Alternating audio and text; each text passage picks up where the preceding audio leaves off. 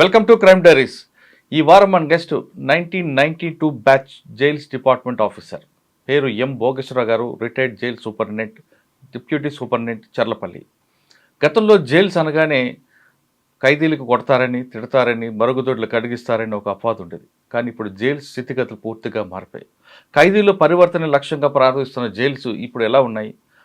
ఖైదీల యొక్క పరివర్తన మారుతుందా లేదో జైల్స్కి వెళ్ళిన తర్వాత పోలీసులు చెప్తున్నట్లుగా అది యూనివర్సిటీ అవుతుంది, కొత్త క్రిమినల్స్ వాళ్ళ మైండ్ సెట్ మారుతుందంటూ పోలీసులు చేస్తున్న ఒక ఆరోపణకి నిజమా లేదా అనే విషయాన్ని భోగేశ్వర గారికి తెలుసుకుందాం. సార్ నమస్తే అండి. నమస్తే అండి. సార్, సాధారణంగా జైల్స్ అనగానే పోలీస్ వెర్షన్ ఒకటి ఉంటుంది, ఖైదీల వెర్షన్ ఒకటి ఉంటుంది. ఖైదీలు ఏమంటారంటే జైల్స్లోకి వెళ్తే డబ్బులు ఇస్తే ఏదైనా దొరుకుతుంది, ఒక అమ్మాయిలు తప్పించి అన్నీ దొరుకుతాయి, మందు కానీ, డ్రగ్స్ కానీ, గంజాయి కానీ ఏమైనా దొరుకుతాయి, ఫోన్లు అయితే ఎక్కడైనా వాడుకోవచ్చని వాళ్ళు బహిరంగంగా చెప్తుంటారు.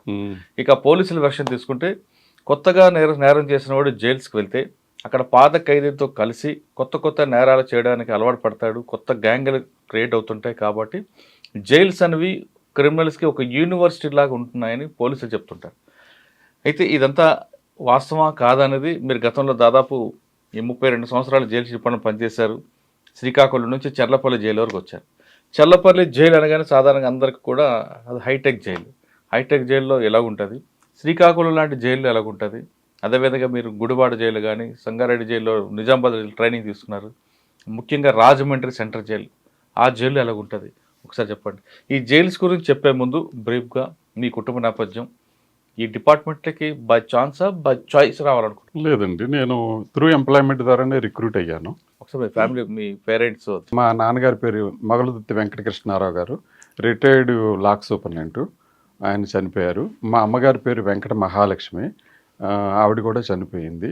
నేను ఇప్పుడు హైదరాబాద్లో ఉంటున్నాను. 92లో నేను సర్వీస్లో జాయిన్ అవ్వటం జరిగింది.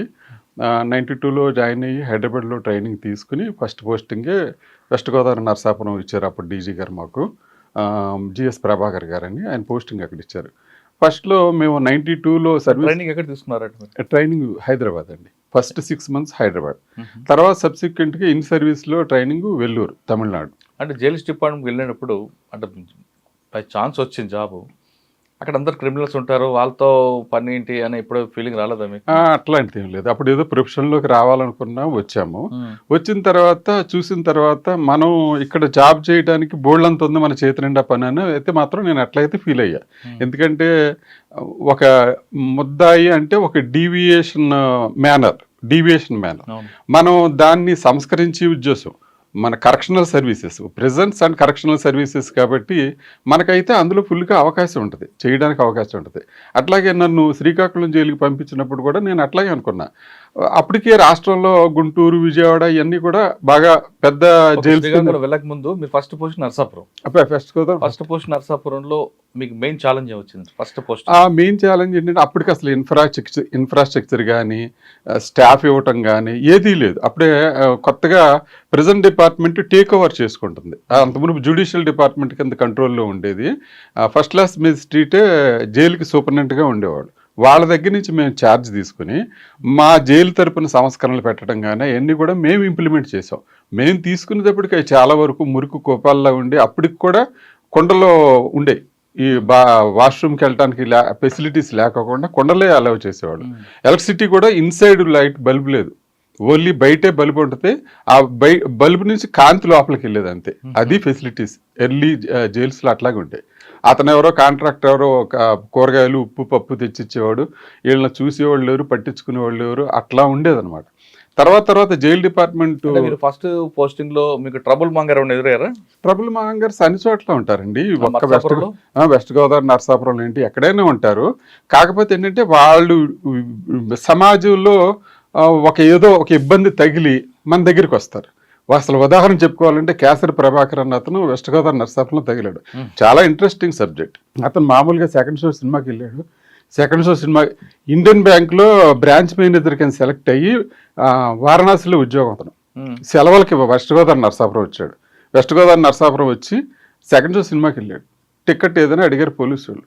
అడిగితే నీకు చూపించేది ఏంటి టికెట్ అని అన్నాడు. మరి ఈ టైంలో వస్తున్నా అంటే మేము అడుగుతాం కదా పోలీసు వాళ్ళు అని అన్నారు. తీసి లోపల జైల్లో వేశారు. లాకప్లో పెట్టారు పోలీస్ స్టేషన్లో. పొద్దున్నే వెళ్ళిపోమన్నారు. సినిమా టికెట్ అడిగారు, లేదంటే పోలీస్ స్టేషన్ లాకప్లో పెట్టారు. లాకప్లో పెడితే ఉదయం అతను నాకు చెప్పాడు, ఉదయం వెళ్ళిపోమని చెప్పారు. వెళ్ళిపోమని చెప్తే నేను ఎందుకు వెళ్ళాలి, నన్ను ఇల్లీగల్ డిటెన్షన్ చేశారు కాబట్టి నాకు సమాధానం చెప్తేనే నేను వెళ్తానని అన్నాడు. బయటకు వెళ్ళి కేసు వేసాడు అతను. ఎస్ఐ మీద ఇల్లీగల్ డిటెన్షన్ అని వేశారు కేసు. అప్పట్లోనే ఇల్లీగల్ డిటెన్షన్ అని కేసు వేసాడు. అతను నా జైలుకి రిమాండ్కి వచ్చాడు. వచ్చిన తర్వాత కాదండి, ఎస్ఐ మీద కేసు ఆయన జైలు రావడం ఏంటి? ఎస్ఐ మీద జైలు వేసి ఎస్ఐ 31 డిసెంబర్ నైట్ ఎస్ఐ రౌండ్కి వెళ్తే ఎస్ఐ మీద దాడి చేశారు కొంతమంది.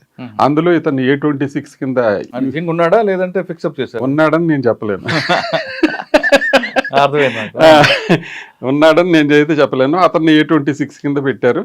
అతన్ని రిమాండ్కి తీసుకొచ్చారు. అతను జ్యుడిషియర్ని కూడా చాలా బాగా ప్రశ్నించాడు. ఇతను నాకు వెస్ట్ గోదావరి నరసాపురంలో న్యాయం జరగట్లేదని ఇతను ట్రాన్స్ఫర్ పెట్టుకున్నాడు.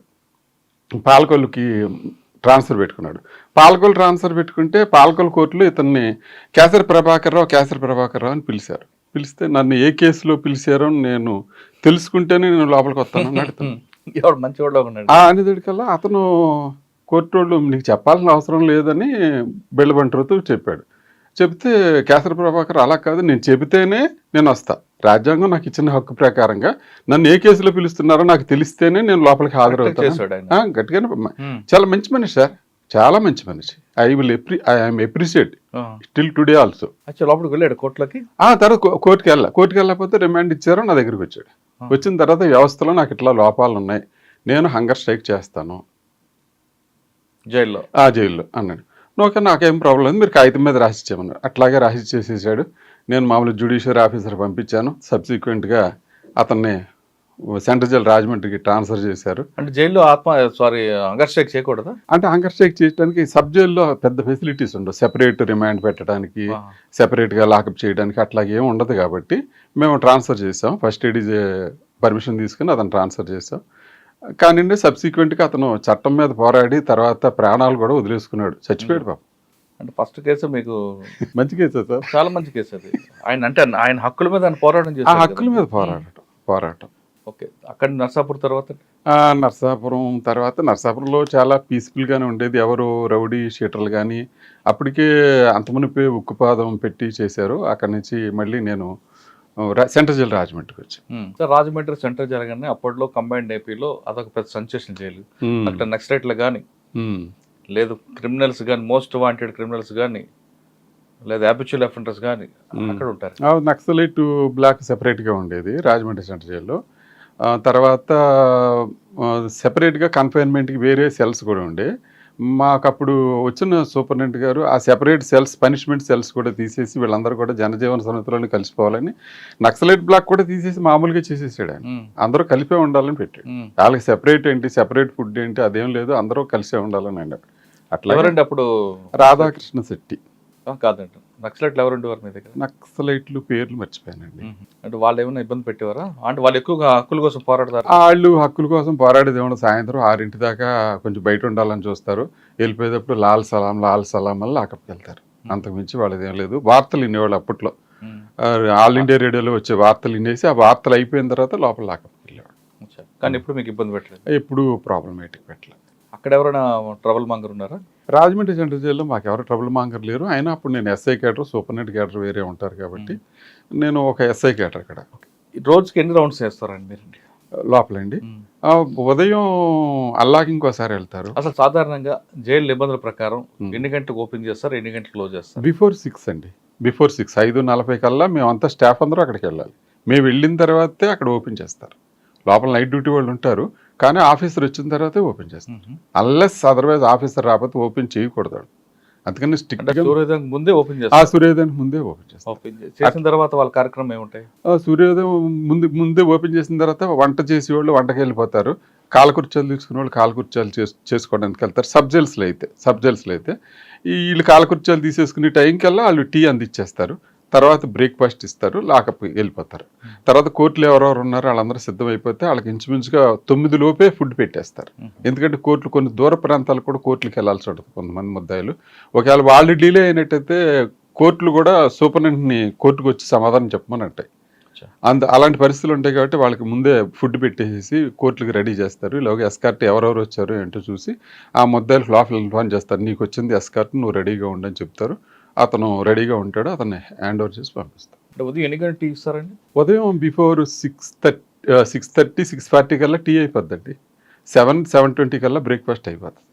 మామూలుగా యూజువల్గా కోర్టుకి వెళ్ళిన వాళ్ళు అయితే 9 కల్లా భోజనం చేసేస్తారు. లంచ్ ఎన్ని గంటలకు ఇస్తారు? అదే భోజనం అంటే అదే 9 గంటలు. 9 గంటలకల్లా భోజనం ఇచ్చారు. లేకపోతే మరి 10కి కోర్టులకి వెళ్తారు కదండి. అచ్చా. మళ్ళీ 1 ఒకవేళ వెళ్ళలేదు అనుకోండి కోర్టుకి, కోర్టుకి వెళ్ళినప్పుడు 9:30 కల్లా ఫుడ్ అయిపోతుందండి. ఫుడ్ పంపిణీ అయిపోద్ది. 9 కల్లా రౌండ్ సూపర్నెంట్ రౌండ్ వెళ్తుంది. రౌండ్ వెళ్ళే టైంలోనే వాళ్ళకి మనం సూపర్నెంట్ ఫస్ట్ ఖైదీలకి ఇచ్చే భోజనం టేస్ట్ చేయాలి. టేస్ట్ చేసేసి అప్పుడు పాస్ ఆన్ చేయాలి, అప్పుడు పంపిణీకి వెళ్తాను అనమాట. సాధారణంగా నిబంధనల ప్రకారం ఏం పెడతారండి భోజనాలు? మటన్, చికెన్, ఫిష్ అంటారు వాస్తవం? ఫిష్ ఉండదండి.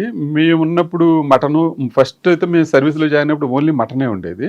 తర్వాత అసలు మా ఆఫీసర్స్ దాని మీద చాలా శ్రద్ధ తీసుకున్నారంటే, ఎంత శ్రద్ధ తీసుకున్నారంటే బయట ప్రపంచానికి కూడా తెలియదు. ఒక రకంగా చెప్పాలంటే సన్ఫ్లవర్ మేము కొనే సన్ఫ్లవర్ ఆయిల్ కల్తీ దొరుకుద్ది, ఖైదీలకి అనారోగ్యం జరుగుద్దని అనంతపురం జైల్లో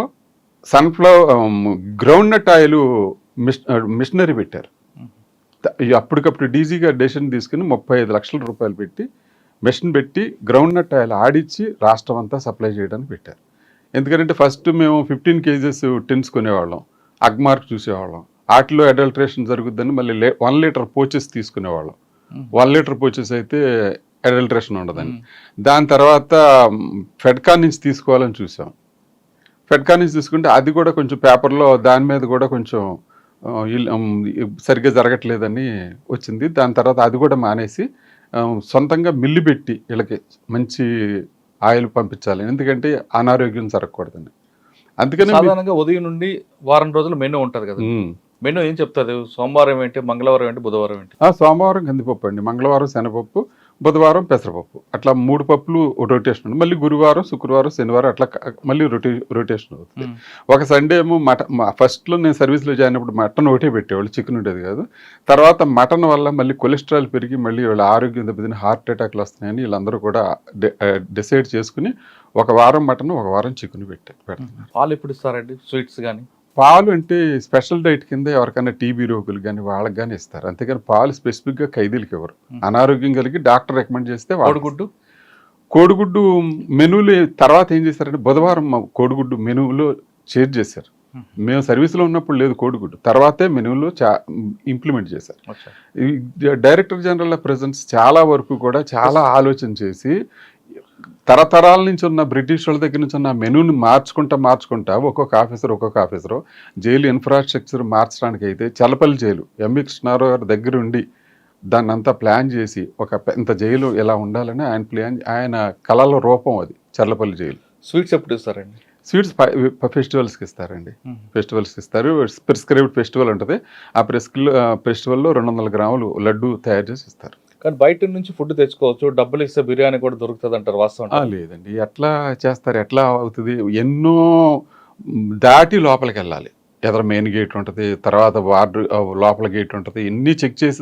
ఇన్ని చెకింగ్లో ఎక్కడా లోపల లేకోకుండా ఉండకుండా ఫైనల్గా చేరదు. కానీ కొంతమంది ఖైదీలకి అంటే ఆ యూటీ ప్రిజనర్స్ కూడా వాళ్ళ వంట వాళ్ళే చేసుకోవచ్చు. లేదండి, అలాంటివన్నీ పాత రోజులు, పాత జమానా. అసలు ఇప్పుడు అలాంటి ఎక్కడో కొంతమంది సెలబ్రిటీస్ వచ్చారనుకోండి, నేను జైలు ఫుడ్ తినమంటే అప్పుడు ఏం చేస్తారు? జైలు ఫుడ్ తిన్ను అని అనటానికి ఏం ఉండదండి. అక్కడ ఏముండదు, అందరితో పాటు కామన్ గానే ఫుడ్ తినాలి. అన్లెస్ అదర్వైజ్ కోర్టు నుంచి ఏదైనా ఆర్డర్ తెచ్చుకుంటే ఆ ఫుడ్ అలౌ చేస్తారు. అంటే ఎవరు కోర్టు నుంచి ఆర్డర్ ఎవరికి ఇస్తారు? జగన్మోహన్ రెడ్డి ఉన్నారు ఎక్స్ సీఎం, ఆయన కోర్టు నుంచి ఇంటి నుంచి ఫుడ్ తెచ్చుకోవడానికి ఆర్డర్ తెచ్చుకున్నాడు, తీసుకుంటాడు అంతే. అంటే కోర్టు ఆర్డర్ ఇస్తే కోర్టు ఆర్డర్ ఇవ్వాలి. అంటే జైల్లోనే వండుతారా బయట నుంచి తెప్పించు? వాళ్ళకి బయట నుంచి అవుట్ సైడ్ ఫుడ్ అలౌ చేశారండి. Court order. సెలబ్రిటీస్ వస్తుంటారు, వాళ్ళు మేము జైలు ఫుడ్ తినం, బయట నుంచి బ్రెడ్ జామ్ తెచ్చుకుంటాం. బ్రెడ్ అలౌడ్ అండి, bread allowed, banana allowed, apples allowed, అవి అలౌడే, బిస్కెట్స్ అలౌడ్. కానీ గంజా, సిగరెట్ ఆ సిగరెట్ మేము వెళ్ళిన కొత్తలో అయితే లోపల క్యాంటీన్లో అమ్మేవారు సిగరెట్లు. కానీ సబ్సిక్వెంట్గా అది స్మోక్ ఫ్రీ జోన్ చేసేసారు జైల్స్ని. దానివల్ల లోపల సిగరెట్ తాగకూడదు. ఓకే, సిగరెట్ బీడి తాగ. డబ్బులు ఇస్తే మందు కూడా లోపలికి వస్తుంది అంటారు, వాస్తవం? లేదండి, వాళ్ళు ఎన్నో ప్రయత్నాలు చేస్తారు సార్. గంజాయి తేవడానికి ప్రయత్నం చేస్తారు, మందు తేవడానికి ప్రయత్నం చేస్తారు, వాళ్ళు రకరకాల ప్రయత్నాలు చేస్తారు. అన్ని ప్రయత్నాలు చేస్తారు. ఒకసారి అయితే నేను విజయవాడ జిల్లా జైల్లో ఉండగానే ఒక అతను బిస్లరీ మినరల్ వాటర్ బాటిల్ తెచ్చుకున్నాడు. ఏంటి బాటిల్ ఈడికి టాలీ అవ్వట్లేదు, ఈడు బిస్లరీ మినరల్ వాటర్ బాటిల్ తాగేవాళ్ళు లేడు, ఏంటి ఈడు అంటే, ఏంటి సార్ మేము కూలింగ్ వాటర్ బయటకు వెళ్ళి ఎండలో ఎలా మండిపోతున్నాయి సార్, ఒక బాటిల్ మంచినీళ్ళు తెచ్చుకున్నాం సార్, ఇంకా కొంచెం మిగిలి సార్, లోపల తెచ్చి తాగకూడదా సార్ నన్ను అడిగాడు. ఏంటి ఈడు ఇలా మాట్లాడుతున్నాడు ఏంటంటే తీరా చూసాడు కదా జిన్ను. జిన్ను జిన్ తెచ్చుకున్నాడా? మీరేం చేశారు వాడికి పనిష్మెంట్? అదే వాటితో రాయించుకుని పనిష్మెంట్, అది పనిష్మెంట్ అంటే ఉంటుంది. పనిష్మెంట్ కూడా ప్రిస్క్రైబ్డ్ పనిష్మెంట్లు ఉంటాయి. ఏదో సెపరేటు కన్ఫైన్మెంటు, ఇంటర్వ్యూలు ఆపటం అట్లాంటివి ఉంటాయి. మాన్యువల్లోనే ప్రిస్క్రైబ్డ్. ఆ ప్రిస్క్రైబ్డ్ ప్రకారం రేషన్ కటింగ్ అంత ములాఖత్ కటింగ్ ఉంటుంది. ములాఖత్ కటింగ్ ఉంటుంది. సార్ ఇప్పుడు మందు దొరకదని మీరు చెప్తున్నారు, కానీ గంజా దొరకదని మీరు చెప్తున్నారు. కానీ మీ ఆఫీసర్లు సడన్ గా రైళ్లు చేస్తే గంజా ప్యాకెట్లు దొరుకుతాయి, సెల్ ఫోన్లు కూడా కుప్పలు దొరుకుతుంటాయి. అది ఎలా సాధ్యం ఉంటాయి? సెల్ ఫోన్లు దొరకటం అంటే మనం ఎంత భద్రతాపరంగా ఎన్ని జాగ్రత్తలు తీసుకున్నా వాళ్ళ మెంటాలిటీ ప్రకారం వాళ్ళు చేయాలని చూస్తారు. క్లాస్లో టీచర్ పాఠాలు అందరికీ సమానంగా చెప్తాడు. ఒకటి ఫస్ట్ క్లాస్ వస్తే, ఒకటి సెకండ్ క్లాస్ వస్తే, ఒకటి ఫెయిల్ అవుతాడు, ఒకటి ఆ క్లాస్ కూడా బంకు కొట్టి వెళ్ళిపోతాడు. అందరికీ టీచర్ చెప్పేది ఒకటే కదా, అట్లాగే మేము చెప్పేది కూడా ఒకటే, మేము చేసే పద్ధతి కూడా ఒకటే. కానీ దాన్ని రిసీవ్ చేసుకొని ఉంటాం కానీ దానికి ఏమైనా కొత్త కోణాలు ఎత్తికేవాళ్ళు కూడా వాళ్ళు ఉంటారు. సమాజంలో ఎట్లా ఉంటారు, సమాజంలో ఉన్న మనుషులే కదా జైలుకి వచ్చేది కూడా. వాళ్ళు సమాజంలో ఎట్లా ట్రై చేస్తారు, ఇప్పుడు ట్రాఫిక్ సిగ్నల్ దగ్గర ఆగాలి, ఆక్కోకుండా జంప్ చేయటం ఎట్లాగా, నెంబర్ ప్లేట్ కనపడుకోకుండా చున్నీ వేయటం ఎలాగా, ఎట్లా చేస్తారు? హెల్మెట్ పెట్టుకోరు, లేకపోతే హ్యాండిల్ పెడతాడు, పోలీస్ కనపడితే హ్యాండిల్ పెడతాడు, నెత్తి తగిలించుకుంటారు. ఎట్లాగా బయట మనుషులు ఎట్లా ఉంటారు, జైల్లో కూడా అట్లాగే ఉంటారు. కానీ ఖైదీలకి పరివర్తన తేడానికి ఉంది కాబట్టి ప్రతి వ్యక్తి మీద మీ ఫోకస్ ఉండాలి కదా. ఉంటుందండి, ఉంటుంది. అట్లాగే చేస్తాము. అట్లాగే వీళ్ళకి యోగా నేర్పించడం కానీ, లిటరేచర్ అక్షరాలు నేర్పడం కానీ ఇవన్నీ చేస్తాం. అన్నిటికీ ప్రణాళిక. ఎక్కడి నుంచి దొరుకుతాయండి సెల్ ఫోన్లు అంటే ఇంక అన్నిటికీ ఒకసారి ఇప్పుడు మేము మీకు ఎట్లా అంటే చెప్తా. ఒకడెవడో కాల్గేట్ టూత్ పౌడర్ పట్టుకొచ్చాడు. టూత్ పౌడర్ ఎవరు వాడలేదు ఎప్పుడు, కాల్గేట్ టూత్ పౌడర్ ఎలా వచ్చింది అని మేము చూసి ఇట్లా అనేదేకల్లా వీ ఫీల్ సమ్ డిఫరెన్స్. ఏంటని తీరా చూస్తాడు, అందులో గంజాయి ఉంది. గంజాయి మరి కాల్గేట్ టూత్ పౌడర్ కదా వాళ్ళు పంపించేస్తే అయిపోద్ది కదా. బ్రెడ్ కూడా ఏం చేస్తారంటే, బ్రెడ్ పంపించినా కానీ వాళ్ళు ఏమైనా చేస్తారని ఇలా నొక్కి ప్రెస్ చేసి పంపిస్తాం. బ్రెడ్లో కూడా చేస్తారు. బ్రెడ్ అనే బిస్కెట్ ప్యాకెట్ ఉందనుకోండి, బిస్కెట్ ప్యాకెట్లో కట్ చేసేసి లోపల 2-3 బిస్కెట్లు తీసేసి లోపల పెట్టేసి పైన ఫెవికాల్తో పెట్టి అంటించి పంపిస్తారు. మేము మళ్ళీ అది చూడాలి చక్కగా, ఏం బరువు తేడా ఉందా లేదా. ఇన్ని జాగ్రత్తలు తీసుకుంటేనే కానీ మీలాంటి వాళ్ళ దగ్గర మేము సమాధానం చెప్పలేం. కానీ సెల్ ఫోన్లో, సాక్స్లోని, షూస్లో కూడా పెట్టుకుని వస్తుంటారు కదా సార్. ఎయిర్పోర్ట్లోనే జరుగుతుంటాయి సార్.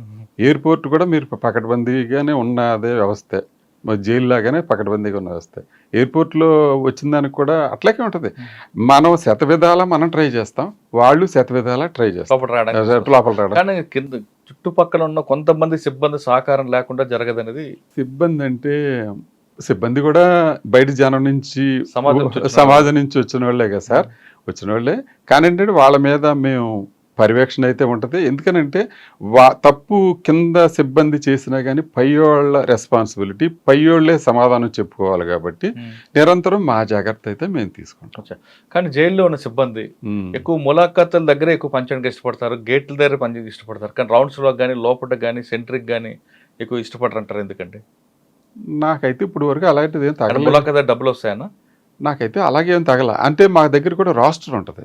రాస్టర్ ప్రకారం ఇవాళ గేట్ చేస్తే లోపల రౌండ్ ఉంటుంది, ఒక రోజు డే అయితే ఒక రోజు నైట్ ఉంటుంది. ఆ రాస్టర్ ప్రకారం చేస్తాం. మనం రాస్టర్ ఎప్పుడైతే దాన్ని డీవియేషన్ చేసామో కింద స్టాఫ్ మళ్ళీ ప్రశ్నించడానికి అవకాశం ఉంటుంది.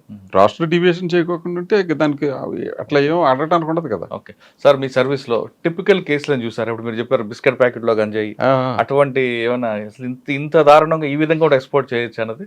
చేస్తారు సార్. యానస్లో కూడా పెట్టుకుని తీసుకొస్తారు. మేము మళ్ళీ కూర్చోబెట్టి యానస్లో కూడా పెట్టుకుని తీసుకొస్తాం. యానస్లో కూడా పెట్టుకుని తీసుకొస్తాం. దాన్ని ఎలా చెక్ చేస్తారు? దాన్ని ఒక కట్టెన్ వెనకాలకి తీసుకెళ్ళి ఆయన కూర్చోబెట్టి బయట తీస్తారు. యానస్లో ఒక ప్యాకెట్లో పెట్టుకుని దారం బయట పెట్టుకుంటాడు. ఆ దారం పెట్టుకుని లాగితే అది బయటకు వచ్చింది. అటువంటి సంఘటన ఎదురయ్యా మీకు? మీకు ఎలా తెలుస్తుంది వాడు యానస్లో అది ఉందని? నడక తేడా తెలుస్తుంది, వాడి బిహేవియర్ తెలుస్తుంది లోపల. వాళ్ళు శతవిధాలు ట్రై చేస్తారు సార్, గంజాయి తీసుకురావడం శతవిధాలు ట్రై చేస్తారు అందులో అనుమానం లేదు. కొంతమంది స్టేడియం నుంచి స్టేడియం అంటున్నా జైలు బయట నుంచి బాల్ ద్వారా బాల్ దారి వేస్తారు. మేము పట్టుకోవడానికి మధ్యాహ్నం మామూలుగా సాధారణంగా అవన్నీ కూడా లంచ్ బ్రేక్ టైంలో జరుగుతూ ఉంటాయి. అవన్నీ సీసీటీవీ కెమెరాలు లేనప్పుడు జరిగేయేమో, కానీ తర్వాత సరే సీసీటీవీలు కూడా పెట్టేసిన తర్వాత మళ్ళీ ఒకవేళ ఎవరైనా మేము వెళ్ళినా కానీ మేము సీసీటీవీ సర్వేలెన్స్ చూసి చెక్ చేస్తాం అనమాట. ఆ తర్వాత ఆ కార్నర్లో వాళ్ళకి పోస్టింగ్ వాళ్ళకి చెప్తాం మేము లంచ్కి వెళ్తున్నాం జాగ్రత్త. మళ్ళీ మాకు ఇన్ఫార్మల్ ఖైదీలు కూడా పెడతాం, మాకు ఇన్ఫార్మ్ చెప్పేవాళ్ళని. ఏదైనా వచ్చిందా ఏంటంటే ఆడు చెప్తాడు అనమాట, ఏమైనా జరిగితే ఆడు చెప్తాడు. ఈయన చూసేవాడికి ఆడు కూడా అలర్ట్గా ఉంటాడు. సార్ జైలు మాన్యువల్ ప్రకారం తప్పు చేస్తే పనిష్మెంట్ ఏ విధంగా ఉంటాయి? జైలు మాన్యువల్ ప్రకారంగా పనిష్మెంట్లు ఉంటాయండి. అంటే వారు ప్రిస్క్రైబ్డ్ ఉండే సబ్సిడరీ జైలు మాన్యువల్లో ఉన్నాయి ప్రిస్క్రైబ్డ్.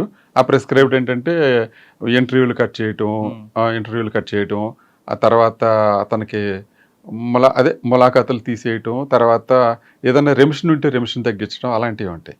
అందుకనే లైఫర్స్ వాళ్ళందరూ కూడా చాలా జాగ్రత్తగా రూల్స్కి అనుకూలంగానే చేస్తారు తప్ప వ్యతిరేకంగా చేయరు. ఎందుకంటే యూటీ ప్రిజనర్స్ ఎవరన్నా యూటీ ప్రిజనర్స్లో కూడా ఓన్లీ 5% కొంచెం డీవియంట్ మేనర్ ఉన్న వాళ్ళు ఉంటారు, కానీ 80 to 90% వరకు చాలా వరకు లా ఒబైడింగ్ పీపులే ఉంటారు. ఎందువల్ల అంటే వాళ్ళు ఏదో యాక్సిడెంటల్గా కానీ సడన్ ప్రొవొకేషన్ వల్ల కానీ ఏదన్నా కేసులో ఇరుక్కోవటం అవుతుంది తప్ప అట్లా అవ్వదు. ఎందుకు ఇప్పుడు మాకు సర్వీస్లో చేరినప్పుడు చోరీ కేసుల మీద చాలా ఎక్కువగా రిమైండ్ వచ్చాయి, చోరీ కేసుల్లో ఎక్కువ వచ్చాయి. సబ్సిక్వెంట్గా 98 99 2000 ఆ ప్రాంతాలకు వచ్చాడు 498లో ఎక్కువ వచ్చాయి. ఆ ఫ్యామిలీ మొత్తం కేసుల్లో పెట్టేవాళ్ళు, ఫ్యామిలీ మొత్తాన్ని కేసులో పెట్టేవాళ్ళు. సబ్సిక్వెంట్గా తర్వాత 498లో కోర్టు కూడా రిమాండ్ ఇవ్వకోకుండా ఉండడం వలన తగ్గినాయి. కానీ కొంచెం మన చట్టాల ప్రకారంగానే లోపలికి వచ్చే ముద్దాయిలు దాన్ని బట్టి ఆధారపడి ఉంటాయి. సార్ సాధారణ జైల్లోకి వచ్చిన తర్వాత యోగా, పేపర్ చదువుకోవడం ఇవన్నీ నేర్పుతారంట వాస్తవం? అవునండి, అవును. యోగా చేస్తారు. అసలు ఒక్కొక్క డిఏజీ అయితే డిఏజీ గారు అయితే ఫిజికల్ పెరేడ్కి బాగా ఇంపార్టెన్స్ ఇచ్చేవారు. వాళ్ళకి లెఫ్ట్ రైట్ చెప్పడం కానీ వాళ్ళ మూమెంట్ చేయటం కానీ అట్లా కూడా చేయించేవాడు.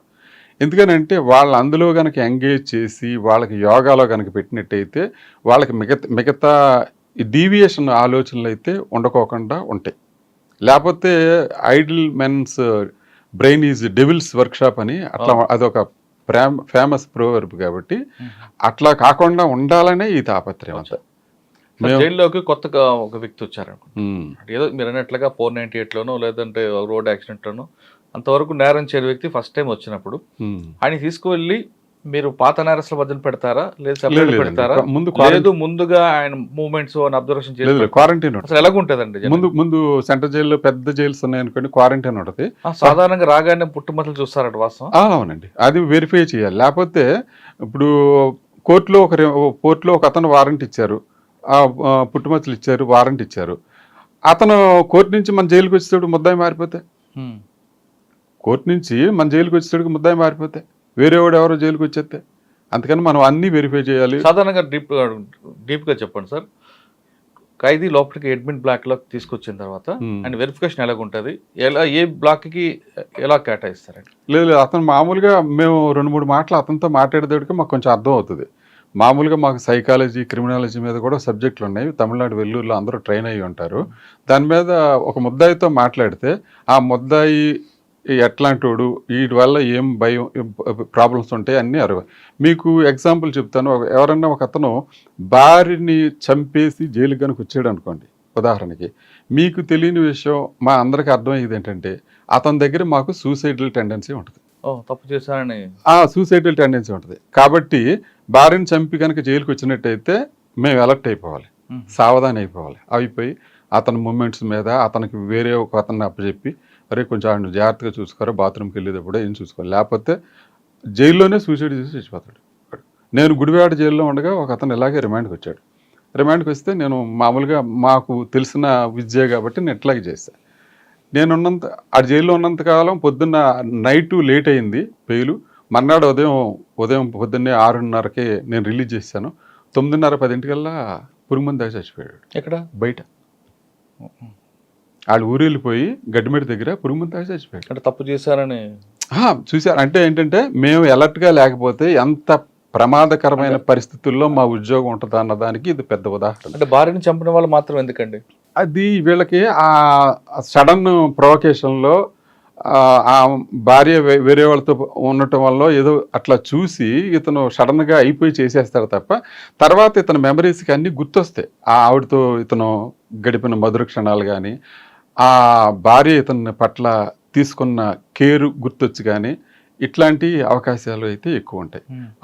ఇప్పుడు కూడా జైల్లో ఎప్పుడన్నా మీరు రేరుగా ఎవరన్నా సూసైడ్ చేసుకుంటే చాలా వరకు వీళ్ళే ఉంటారు, ఈ రీజన్తో ఉన్నవాళ్ళు ఉంటారు. సార్ అదే విధంగా దొంగతనం చేసిన వాళ్ళు కానీ, రేప్ కేసులో వచ్చిన వాళ్ళు కానీ, చిన్నపిల్లల్ని హత్య చేసిన వాళ్ళు వచ్చిన వాళ్ళ ఫీలింగ్స్ ఎలా ఉంటాయి? వాళ్ళ ఫీలింగ్స్ చాలా వరకు రొటీను అయిన వాళ్ళు అయితే వాళ్ళంత అఫెండ్ అవ్వరు. మామూలుగా కొత్తగా వచ్చిన వాళ్ళు మట్టుకి చాలా భయపడతారు. సార్ ఫస్ట్ మీరు అన్నట్లుగానే పుట్టుపచ్చలు అన్ని వెరిఫై చేసిన తర్వాత అడ్మిన్ బ్లాక్ పంపిస్తారా, లేదు హ్యాబిచువల్ అఫెండర్ ఎక్కడ ఉందో ఆ బ్లాకే పంపిస్తారు? లేదు, అట్లా పంపించరండి. అట్లా హ్యాబిచువల్ అఫెండర్ పంపించరు.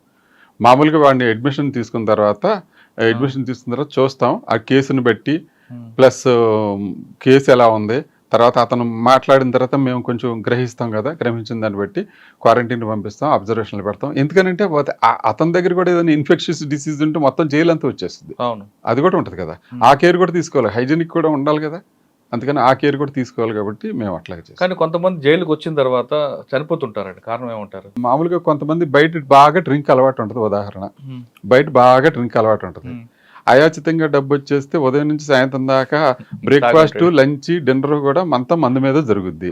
సడన్ గా జైలుకి వస్తాడు, మందు దొరకదు, ఏం జరుగుద్ది అప్పుడు? అప్పుడు మీరు ఒకసారి మంగళగిరిలో ఉండగా డాక్టర్ గారిని అడిగా, ఏంటండి ఈ పరిస్థితి వచ్చినప్పుడేమో చక్కగా సరదా బుల్లులా ఉన్నాడు, ఇప్పుడు ఏంటి ఎలాగ అయిపోయాడంటే ఆడిదేం లేదండి, ఆడి బాడీ ఆల్కహాల్కి ఎడిక్ట్ అయిపోయింది. ఆడి బ్రేక్ఫాస్ట్, లంచ్, డిన్నర్ మొత్తం అంతా దాంతో అది గ్లూకోజ్ తయారు చేసి ఆడి బాడీని నిలబెడుతుంది. ఎప్పుడైతే మీరు అది చేయలేకపోయేదానికి అటు డేలా అయిపోయాడు. అందుకని అడిగి హెల్త్ మీరు ఎలా చేసేసారనుకోండి మళ్ళీ మామూలుగా సరదా బుల్లోలా తయారవుతాడు. ఏదో కొంచెం సేలండి అది ఎక్కిచ్చారు, 2 రోజులు ఎక్సైజ్ కేసులు వచ్చినట్టున్నాడు, 2 రోజులు 3 రోజులు ఉన్నాడు, తర్వాత అంతేగాని మీరు మధ్య ఇవ్వలేదు. అబ్బబ్బే ఎవరు ఇల్లీగల్ యాక్టివిటీస్ చేసి ఉద్యోగం మీద తెచ్చుకుంటారండి. ఇంకోటి ఏంటంటే ఉద్యోగం అంటే కళ్ళకద్దుకుని చేసుకునే ఉద్యోగం. మేము ఖాళీగా రోడ్డు మీద తిరిగి రోజుల్లో ఎంతో కష్టపడి స్టార్ టెస్ట్ పాస్ అయ్యి ఇంటర్వ్యూ ఫేస్ చేసి ఇన్ని మార్గాలు ఎత్తుక్కున్న తర్వాత మమ్మల్ని సెలెక్ట్ చేసుకుని వచ్చిన తర్వాత అది పోగొట్టుకోవడానికి ఎవరు ఇష్టపడతారు చెప్పండి? కరెక్ట్ అండి.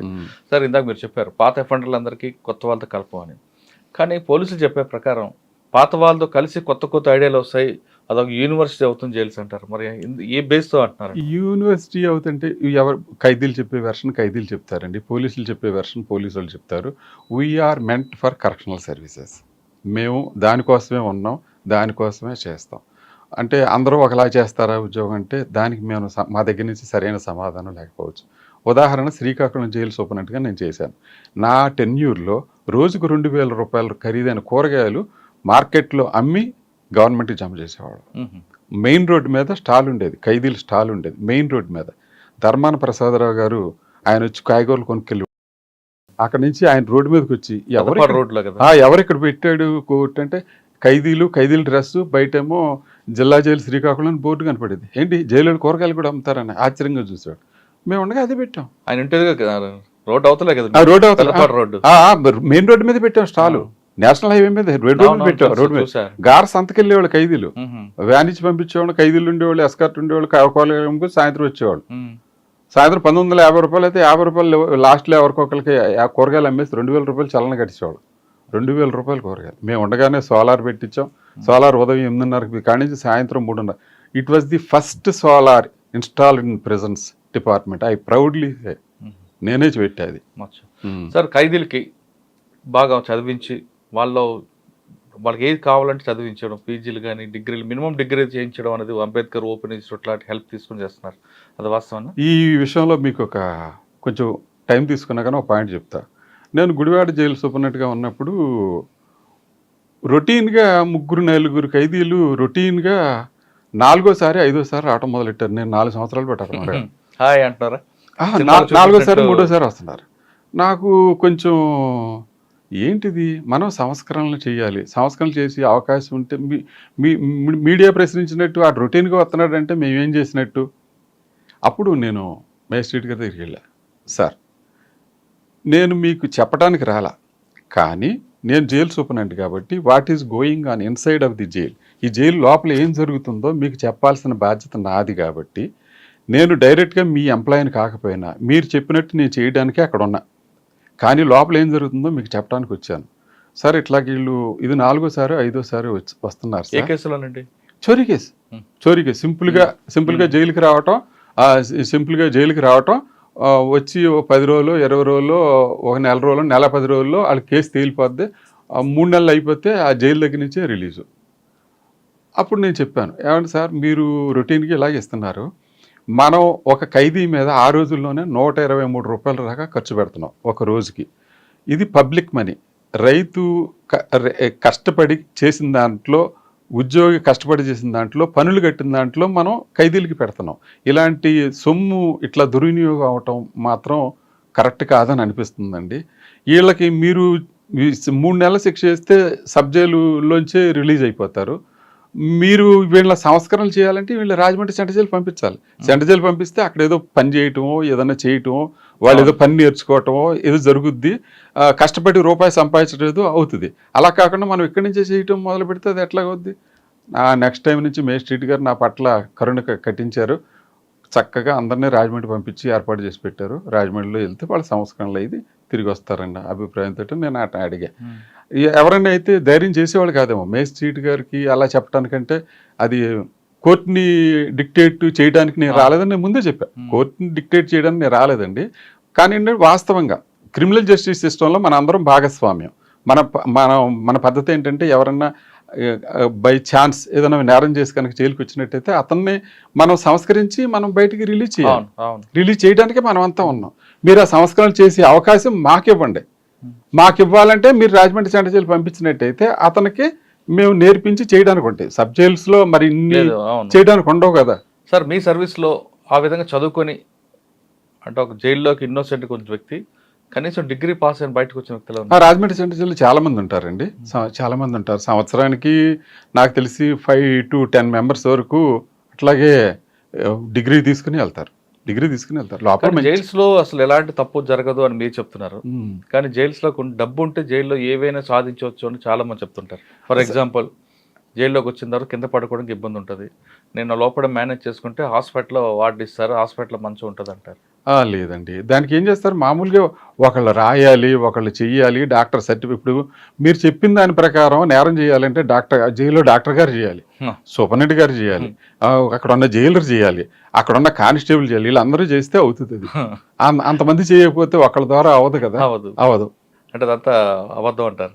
లేదండి, అట్లా ఇప్పుడు చేసేది ఎక్కడో జరుగుతుంటాయి కదా. ఇప్పుడు ప్రభుత్వం ఏదైనా మంచి పని చేస్తుంది అనుకోండి, ప్రతిపక్షాలు విమర్శిస్తుంటాయి. అట్లాగే జైల్లో సూపరింటెండెంట్ ఉద్యోగం చేస్తున్నాడు అనుకోండి, కింద వాళ్ళు విమర్శిస్తూ ఉంటారు. జైలు సూపరింటెండెంట్ కరెక్ట్ గా ఉద్యోగం చేస్తే విమర్శించడానికి బోల్డంత మంది ఉంటారు, ఇంక్లూడింగ్ మీడియాతో సహా. మీడియా కూడా విమర్శలు చేస్తూనే ఉంటది. తర్వాత లోపల ఖైదీలు చేస్తూ ఉంటారు. పొలిటికల్ లీడర్స్ వాళ్ళ మాట ఎవరైనా వినకపోతే వాళ్ళు కూడా వాళ్ళు చేయాల్సింది కూడా వాళ్ళు చేస్తూ ఉంటారు. ఏదైనా మన ఉద్యోగం మనం కరెక్ట్గా చేసినందువల్ల ఎవరికి చెడవక్కర్లేదు. ఓకే సార్, రాజమండ్రి రిజల్ట్కి వెళ్తాం మీ సర్వీస్లో. అక్కడ మీకు ఎదురైన సంఘటన, మర్చిపోలేని సంఘటన ఉందా? మర్చిపోవాలని సంఘటనలు ఎక్కువ లేవండి. ఎందుకనంటే నేను ఎక్కువ కాలం అక్కడ పనిచేయలేదు, 1 సంవత్సరం చేశాను. నేను చేసిన టైంలో ముందు కొద్దిగా 4 ఖైదీలు పారిపోవడం జరిగింది. దాని తర్వాత నేను ఎక్కువ కాలం లేను, ఒక 6 నెలలు ఎంతకాలం ఉన్నాను. తర్వాత వెల్లూరు ట్రైనింగ్కి వెళ్ళా. వెల్లూరు ట్రైనింగ్ తర్వాత మంగళగిరి అండి. అక్కడ మంగళగిరిలో చాలా వరకు 4.5 years చేశాను. మంగళగిరిలో మనం సర్వీస్ బాగా చేస్తే గుర్తించడానికి మేము ఎవరి దగ్గరికి వెళ్ళా, మా పై ఆఫీసర్ కాదు, లయన్స్ క్లబ్ వాళ్ళతోటి మొత్తానికి ఆ జైలు అంతా శుభ్రంగా ఇలా ఒక మాయ చేసినట్టు అయిపోయింది అనమాట ఆ jail. It is the first sub jail implementing LPG gas system. అంతమునుపు అంతా ఫైర్వుడ్ తోటే ఖైదీలకు వంటలు ఉండేవాళ్ళు. మంగళగిరి జైలు అంతా డొనేషనే. ఆ ఎల్పిజి సిస్టము డొనేషనే, ఆ ఎల్పిజి స్టవ్లు డొనేషనే, యుటెన్సిల్స్ డొనేషన్, అందరూ డొనేషన్. ఎందుకంటే జైల్స్ కి ఇవ్వడానికి సాధారణంగా ఒప్పుకోరే. అది వాళ్ళు కూడా చాలా ఇష్టపడేవాళ్ళు. లయన్స్ క్లబ్ వాళ్ళు అయితే ఎన్ని లయన్స్ క్లబ్లు అంటే లోపల ఇసుకేస్తే రాలనంత మంది వచ్చేవాళ్ళు. మంగళగిరి జైలు అంతా కూడా అంతా వాళ్ళే. తర్వాత మా సర్వీసెస్ చూసి ఊళ్ళో ప్రజలు సన్మానానికి మాకు పిలిచారు. పిలిస్తే గవర్నమెంట్ సర్వెంట్ కింద నేను సన్మానానికి అలా వెళ్ళకూడదు కాబట్టి నేను మళ్ళీ మా హైయర్ అథారిటీస్కి ఇన్ఫార్మ్ చేసి, సార్ ఇట్లా అంటున్నారు వాళ్ళు, నన్ను వెళ్ళమంటారంటే దే ఆర్ పర్మిటెడ్ అయితే నేను వెళ్ళి సన్మానం అంటే అక్కడ ప్రజెంట్స్ ఎవరండి? మంగళగిరి పక్కన తాటికొండ వాళ్ళ లేదా బయట వాళ్ళు వచ్చేవారా? లేదండి, నేనున్నప్పుడు famous rowdy sheeter Degala scene వచ్చాడు. ఓకే. డాగల్ సీన్ 1 year ఉన్నాడు. ఏమంటాడు? ఆ రౌడీ షీటరే కదా. రౌడీ షీటర్ వాళ్ళు సార్ ఇప్పుడు బయట ఉన్న రౌడీ షీటర్ కానీ లోపలికి వచ్చాక కాముకుంటాడు, అక్కడ కూడా రౌడీగా ప్రవర్తిస్తాడు. రౌడీజం చలాంచాలని చూస్తాడు, తోటి ఖైదీల్ని నొక్కాలని చూస్తాడు. మా పని ఏంటంటే అతని బారి నుంచి మిగతా వాళ్ళని సంరక్షించాలి. అందరికీ యూనిఫారం, షేర్ ఔర్ బకరా ఏకీ ఘాట్కి పానీ పీతా హై అన్నట్లుగా మనం అట్లా చేస్తేనే అట్లా అవుతుంది. అంటే కొమ్ములు తిరిగిన రౌడీని ఎలా కంట్రోల్ అవుతాడు? ఎలా కంట్రోల్ అవుతారంటే మా సిస్టమ్ ఇది, మేము ఇంతే చేస్తాం. మన దగ్గర అవినీతి కనపడకోకుండా ఉన్నట్టయితే వాళ్ళు మన మాట వింటారు. మీరు అది ఎక్కడ చాలా చోట్ల చూస్తుంటారు. మన కరప్షన్ లేకపోతే వాడు ఆటోమేటిక్గా సెట్. కానీ ఇంతమంది క్రిమినల్స్ మధ్యన ఎలాంటి ఆయుధాలు లేకుండా పనిచేయడం ప్రాబ్లం కాదు? అవుతుందండి. ఒకసారి ఒక కేసులో 160 మంది ఉంటారు. మీరన్న పాయింట్ మంచి పాయింటే. నేను జైలర్గా లోపల ఉద్యోగం చేస్తున్నాను. కొంచెం కేకలు వినిపోయేటప్పటికి నా దగ్గర ఎదురుగుండా ఉన్న కానిస్టేబుల్ అబ్జర్వ్ చేయలేదు, కానీ అతను రొటీన్ పనులు పడిపోయాడు. కానీ నాకు ఏదో అనుమానం వచ్చింది. అనుమానం వచ్చి పరిగెత్తుకుంటూ లోపలికి వెళ్ళేటప్పటికి నాగవైష్ణవి కేసులో ముద్దాయిల్ని కొట్టబోతున్నారు. ఎవరు? విజయవాడలో నాగవైష్ణవి మర్డర్ కేసులో ముసలాయన కదా, పిల్లని చంపేశారు. అవునండి, ఐడియా ఉంది. చంపేశారు. వాళ్ళ మీద దాడి చేస్తున్నారు. దాడి బాగా లోపలికి వెళ్తే ఇటు 160 మంది, ఇటు 160. నేను ఒక్కడే వెళ్ళాను. జైలర్ గారు వస్తున్నారు. జైలర్ గారు యూనిఫారంలో ఉండేదికల్లా వాళ్ళంత దూరంగా వెళ్ళగలిగారంటే మనం ఎంత బాగా ఉద్యోగం చేస్తే వాళ్ళు అంత దూరంగా బాగా వెళ్ళారు. నిజంగా వాళ్ళ మధ్యలోకి వెళ్ళి తీసుకొచ్చారు. తర్వాత ఇదే సబ్జెక్ట్ మీద కోర్టు కూడా నన్ను పిలిచింది. వీళ్ళని రాజమండ్రి సెంట్రల్ జైలు ట్రాన్స్ఫర్ చేస్తున్నారంటే ఎందుకు ట్రాన్స్ఫర్ చేస్తున్నారని అడిగారు. వాళ్ళకి థ్రెట్ ఉంటే మేము చేస్తామండి, ఇక్కడికంటే కూడా రాజమండ్రిలో కొంచెం బాగా ఉంటుంది, ప్లస్ వాళ్ళకి ఇప్పుడప్పుడే విచారం లేదు కాబట్టి అక్కడ పంపిస్తామన్నా. మీకు అలాంటి సంఘటనలు ఏమైనా జరిగినాయి అని నన్ను అడిగారు. అడిగితే నేను చెప్పాను, ఇదే సంఘటన మీకు చెప్పిన సంఘటన నేను చెప్పాను, ఇలాగే జరిగిందండి. అప్పుడు నేను వెళ్ళి అడ్డం ఉండి నేను చేతులు పెట్టి తీసుకొచ్చా. అప్పుడు తర్వాత వార్డర్ గమనించాడు, జైలు గారు ఎవరిని తీసుకొస్తున్నారు. అంటే ఆ అమ్మాయి కాకుండా చిన్నపిల్ల మీద అత్యాచారం కానీ హత్యలు చేసిన వాళ్ళ మీద కొడుతుంటారంటారు.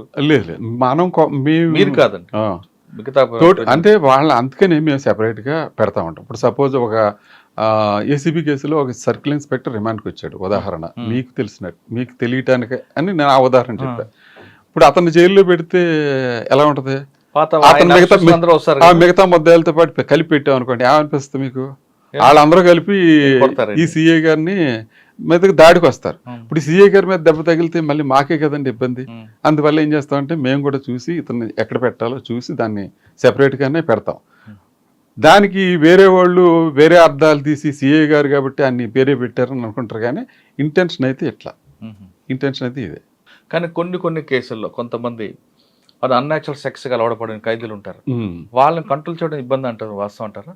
అన్యాచురల్ సెక్స్ అంటే సెక్స్ అన్నది అది హ్యూమన్లో భాగం. అది బయట ఉన్న జైల్లో ఉన్న ఎక్కడైనా దానికోసం జస్ట్ లైక్ ఫుడ్ లాగానే వాళ్ళ ప్రయత్నం వాళ్ళు చేస్తూ ఉంటారు. కాబట్టి అది చేస్తే దానివల్ల ప్రాబ్లం అవుతుంది అన్న దాని మీద మేము అవేర్నెస్ ప్రోగ్రాంలు పెడతాం జైల్లో. దానికి HIV AIDS ప్రతి జైల్లోనూ ఒక యూనిట్ ఉంటుంది. ఆ యూనిట్ ప్రకారంగా వీళ్ళని స్క్రీనింగ్ పంపిస్తాం. తర్వాత సాధారణంగా వీళ్ళు కంప్లైంట్ ఎలా వస్తుందంటే వెనకాల నుంచి రక్తం వస్తుందని కంప్లైంట్ పెడతారు. అది ఎప్పుడు మండే వస్తుంది కంప్లైంట్. సండే మటన్ కూర తింటారు, మండే కంప్లైంట్ చెప్తారు, మేము హాస్పిటల్కి వెళ్ళాలంటే మాకు ఇట్లా ప్రాబ్లం ఉంది, బ్రీడింగ్ ప్రాబ్లం ఉందని. అప్పుడు మేము చేసి మళ్ళీ వాళ్ళకి ఇలాంటివి ఏమైనా ఉంటే ఈ ప్రాబ్లం అవుతుంది. అంటే నిజమేనా వేరే బయటికి వెళ్ళడానికి ఎస్కేప్ అవడానికి లేదు ఎస్కేప్ అవటానికి అంటే మనం ఆ జాగ్రత్తలన్నీ తీసుకుంటామండి. అబ్బా అది అంటే సండే మటన్ తింటే మండే నాడు రావడం ఏంటండి? సండే ఓవర్ హీట్ అయ్యడం వల్ల లేదు వీళ్ళు చాలా మనం తినలేనంత ఘాటుగా కూరలు వండుకుంటారు సార్. అదే మసాలా ఫుడ్ మసాలా ధనియాలు బాగా కొట్టేస్తారు, కారం బాగా కొట్టేస్తారు. అంతే అన్యాచురల్ సెక్స్ వల్ల. అన్యాచురల్ సెక్స్ అని అనలేము. ఇట్లా మాకు డౌట్ వస్తుంది అనమాట. ఎప్పుడైతే ఈ కంప్లైంట్ చెప్పాడో మేము డౌట్ వచ్చి అతను చెప్పి మళ్ళీ ఇలా అందరినీ మళ్ళీ ఆ ప్రోగ్రామ్ దగ్గర పంపిస్తాం. ఇట్లా కనుక చేసినట్టయితే మేము ఇట్లా ఎయిడ్స్ వచ్చే అవకాశాలు ఉంటాయి. ఈ సురక్షితమైన శృంగారం కాదు కాబట్టి మీరు ఈ ప్రాబ్లమ్స్ ఫేస్ చేయమాకన్నాను. ఇప్పుడు జైల్లోకి ఏదో ఇన్నోసెంట్గా వచ్చి ఇలాంటి ప్రాబ్లంలో ఇరుక్కుని చేయటం ఇబ్బంది కదండి. కానీ ఆ టైప్ కేసులను ఎదురుపడ్డాయండి మీకు? లేదండి, మేము జాగ్రత్తలు చాలా వరకు తీసుకుంటాం. అన్యాచురల్ సెక్స్ కేసులు లేదు విజయవాడలో ఉండగా మేము వీటి మీద ఒక వేరే ప్రోగ్రాం పెట్టాం. అప్పట్లో గవర్నమెంట్ దానికి బడ్జెట్ కూడా ఇచ్చేది. దానికి వేరే ఒక ఆఫీసు, తర్వాత కౌన్సిలింగ్ ఒక కౌన్సిలరు, అతను కౌన్సిలింగ్ చేస్తాడు ఖైదీల్ని. సార్ జైల్లోకి వచ్చిన తర్వాత కొత్తగా అంటే యూటీ ప్రిజనర్స్కి వాళ్ళ బాత్రూమ్ వాళ్ళే కడుక్కోవాలి, వాళ్ళ గిన్నెలు వాళ్ళే తోముకోవాలి అంటారు, వాస్తవం? ఇట్లాగే నాకు వెస్ట్ గోదావరి నరసాపురంలో ఉండగా జైల్లో చెకింగ్కి వచ్చిన జ్యుడిషియల్ ఆఫీసర్ అన్నారు, ఏమండి ఖైదీలు దొడ్లు కడగాలంటే కదండి అన్నారు. నేను అన్నాను, ఇప్పుడు ఖైదీలు దొడ్లు కడగడానికి కానీ అన్నం వండటానికి కానీ ప్రభుత్వం వేరే సేవకులను ఎవరిని నియమించరండి. వేరే సేవకులను ఎవరు నియమించరు. వాళ్ళ అన్నం వాళ్ళే వండుకోవాలి, వాళ్ళ కంచం వాళ్ళే కడుక్కోవాలి. ఆడి కంచం ఆడే కడుక్కున్నారు. తర్వాత మరి అన్నం వండిన పాత్ర ఎవరు కడగాలి? అది ఖైదీయే కడగాలి. కూరగాయలు ఎవరు కొయ్యాలి? ఖైదీలే కొయ్యాలి. లిటర్కి వెళ్తారు, ఎవడో సరిగ్గా క్లీన్ చేయకుండా వస్తాడు, ఎవరో ఒకడు ఉండి క్లీన్ చేసి రావాలిగా. ఖైదీల పనులు ఖైదీలే చేసుకోవాలి, బయట వాళ్ళు ఎవరు వచ్చి చేయరు. లోపల ఇప్పుడు మీరు ఏ జైలుకి వెళ్ళినా కానీ చాలా నీట్గా కనపడుద్ది. అది ఎవరి వల్ల బయట ఎవరో సర్వెంట్లు వచ్చి దాన్ని చేయరు, ఖైదీలే చేస్తారు. ఏ జైలు ఖైదీలు అంటే శిక్ష పడ్డ వాళ్ళు చేస్తారా, యూటీ ప్రిజనర్స్ చేస్తారా? శిక్ష పడ్డ వాళ్ళు ఖైదీలు ఉంటారండి. పెద్దవాళ్ళు అయితే ఇప్పుడు సబ్ జైలు ఉంది ఉదాహరణ, సబ్ జైల్లో శిక్ష పడ్డ వాళ్ళు ఉండరు, చాలా వరకు రిమాండ్ వాళ్ళే ఉంటారు. వాళ్ళకి మేమే చెప్పేస్తాం, అరే మీరు వెళ్ళినప్పుడు మీరే జాగ్రత్తగా చూసుకోవాలి అని అట్లాగే చెప్తాం. వాళ్ళు అట్లాగే చేస్తారు, అట్లాగే మెయింటైన్ చేస్తారు. కొన్ని చోట్ల మట్టికి తోటీలు ఉంటారు, కొన్ని మేము సబ్ జైలు నరసాపురంలో తోటి ఉండేవాడు. ఆ తోటి తర్వాత అతను అది వాళ్ళు జ్యుడిషియల్ అపాయింట్ చేస్తారు.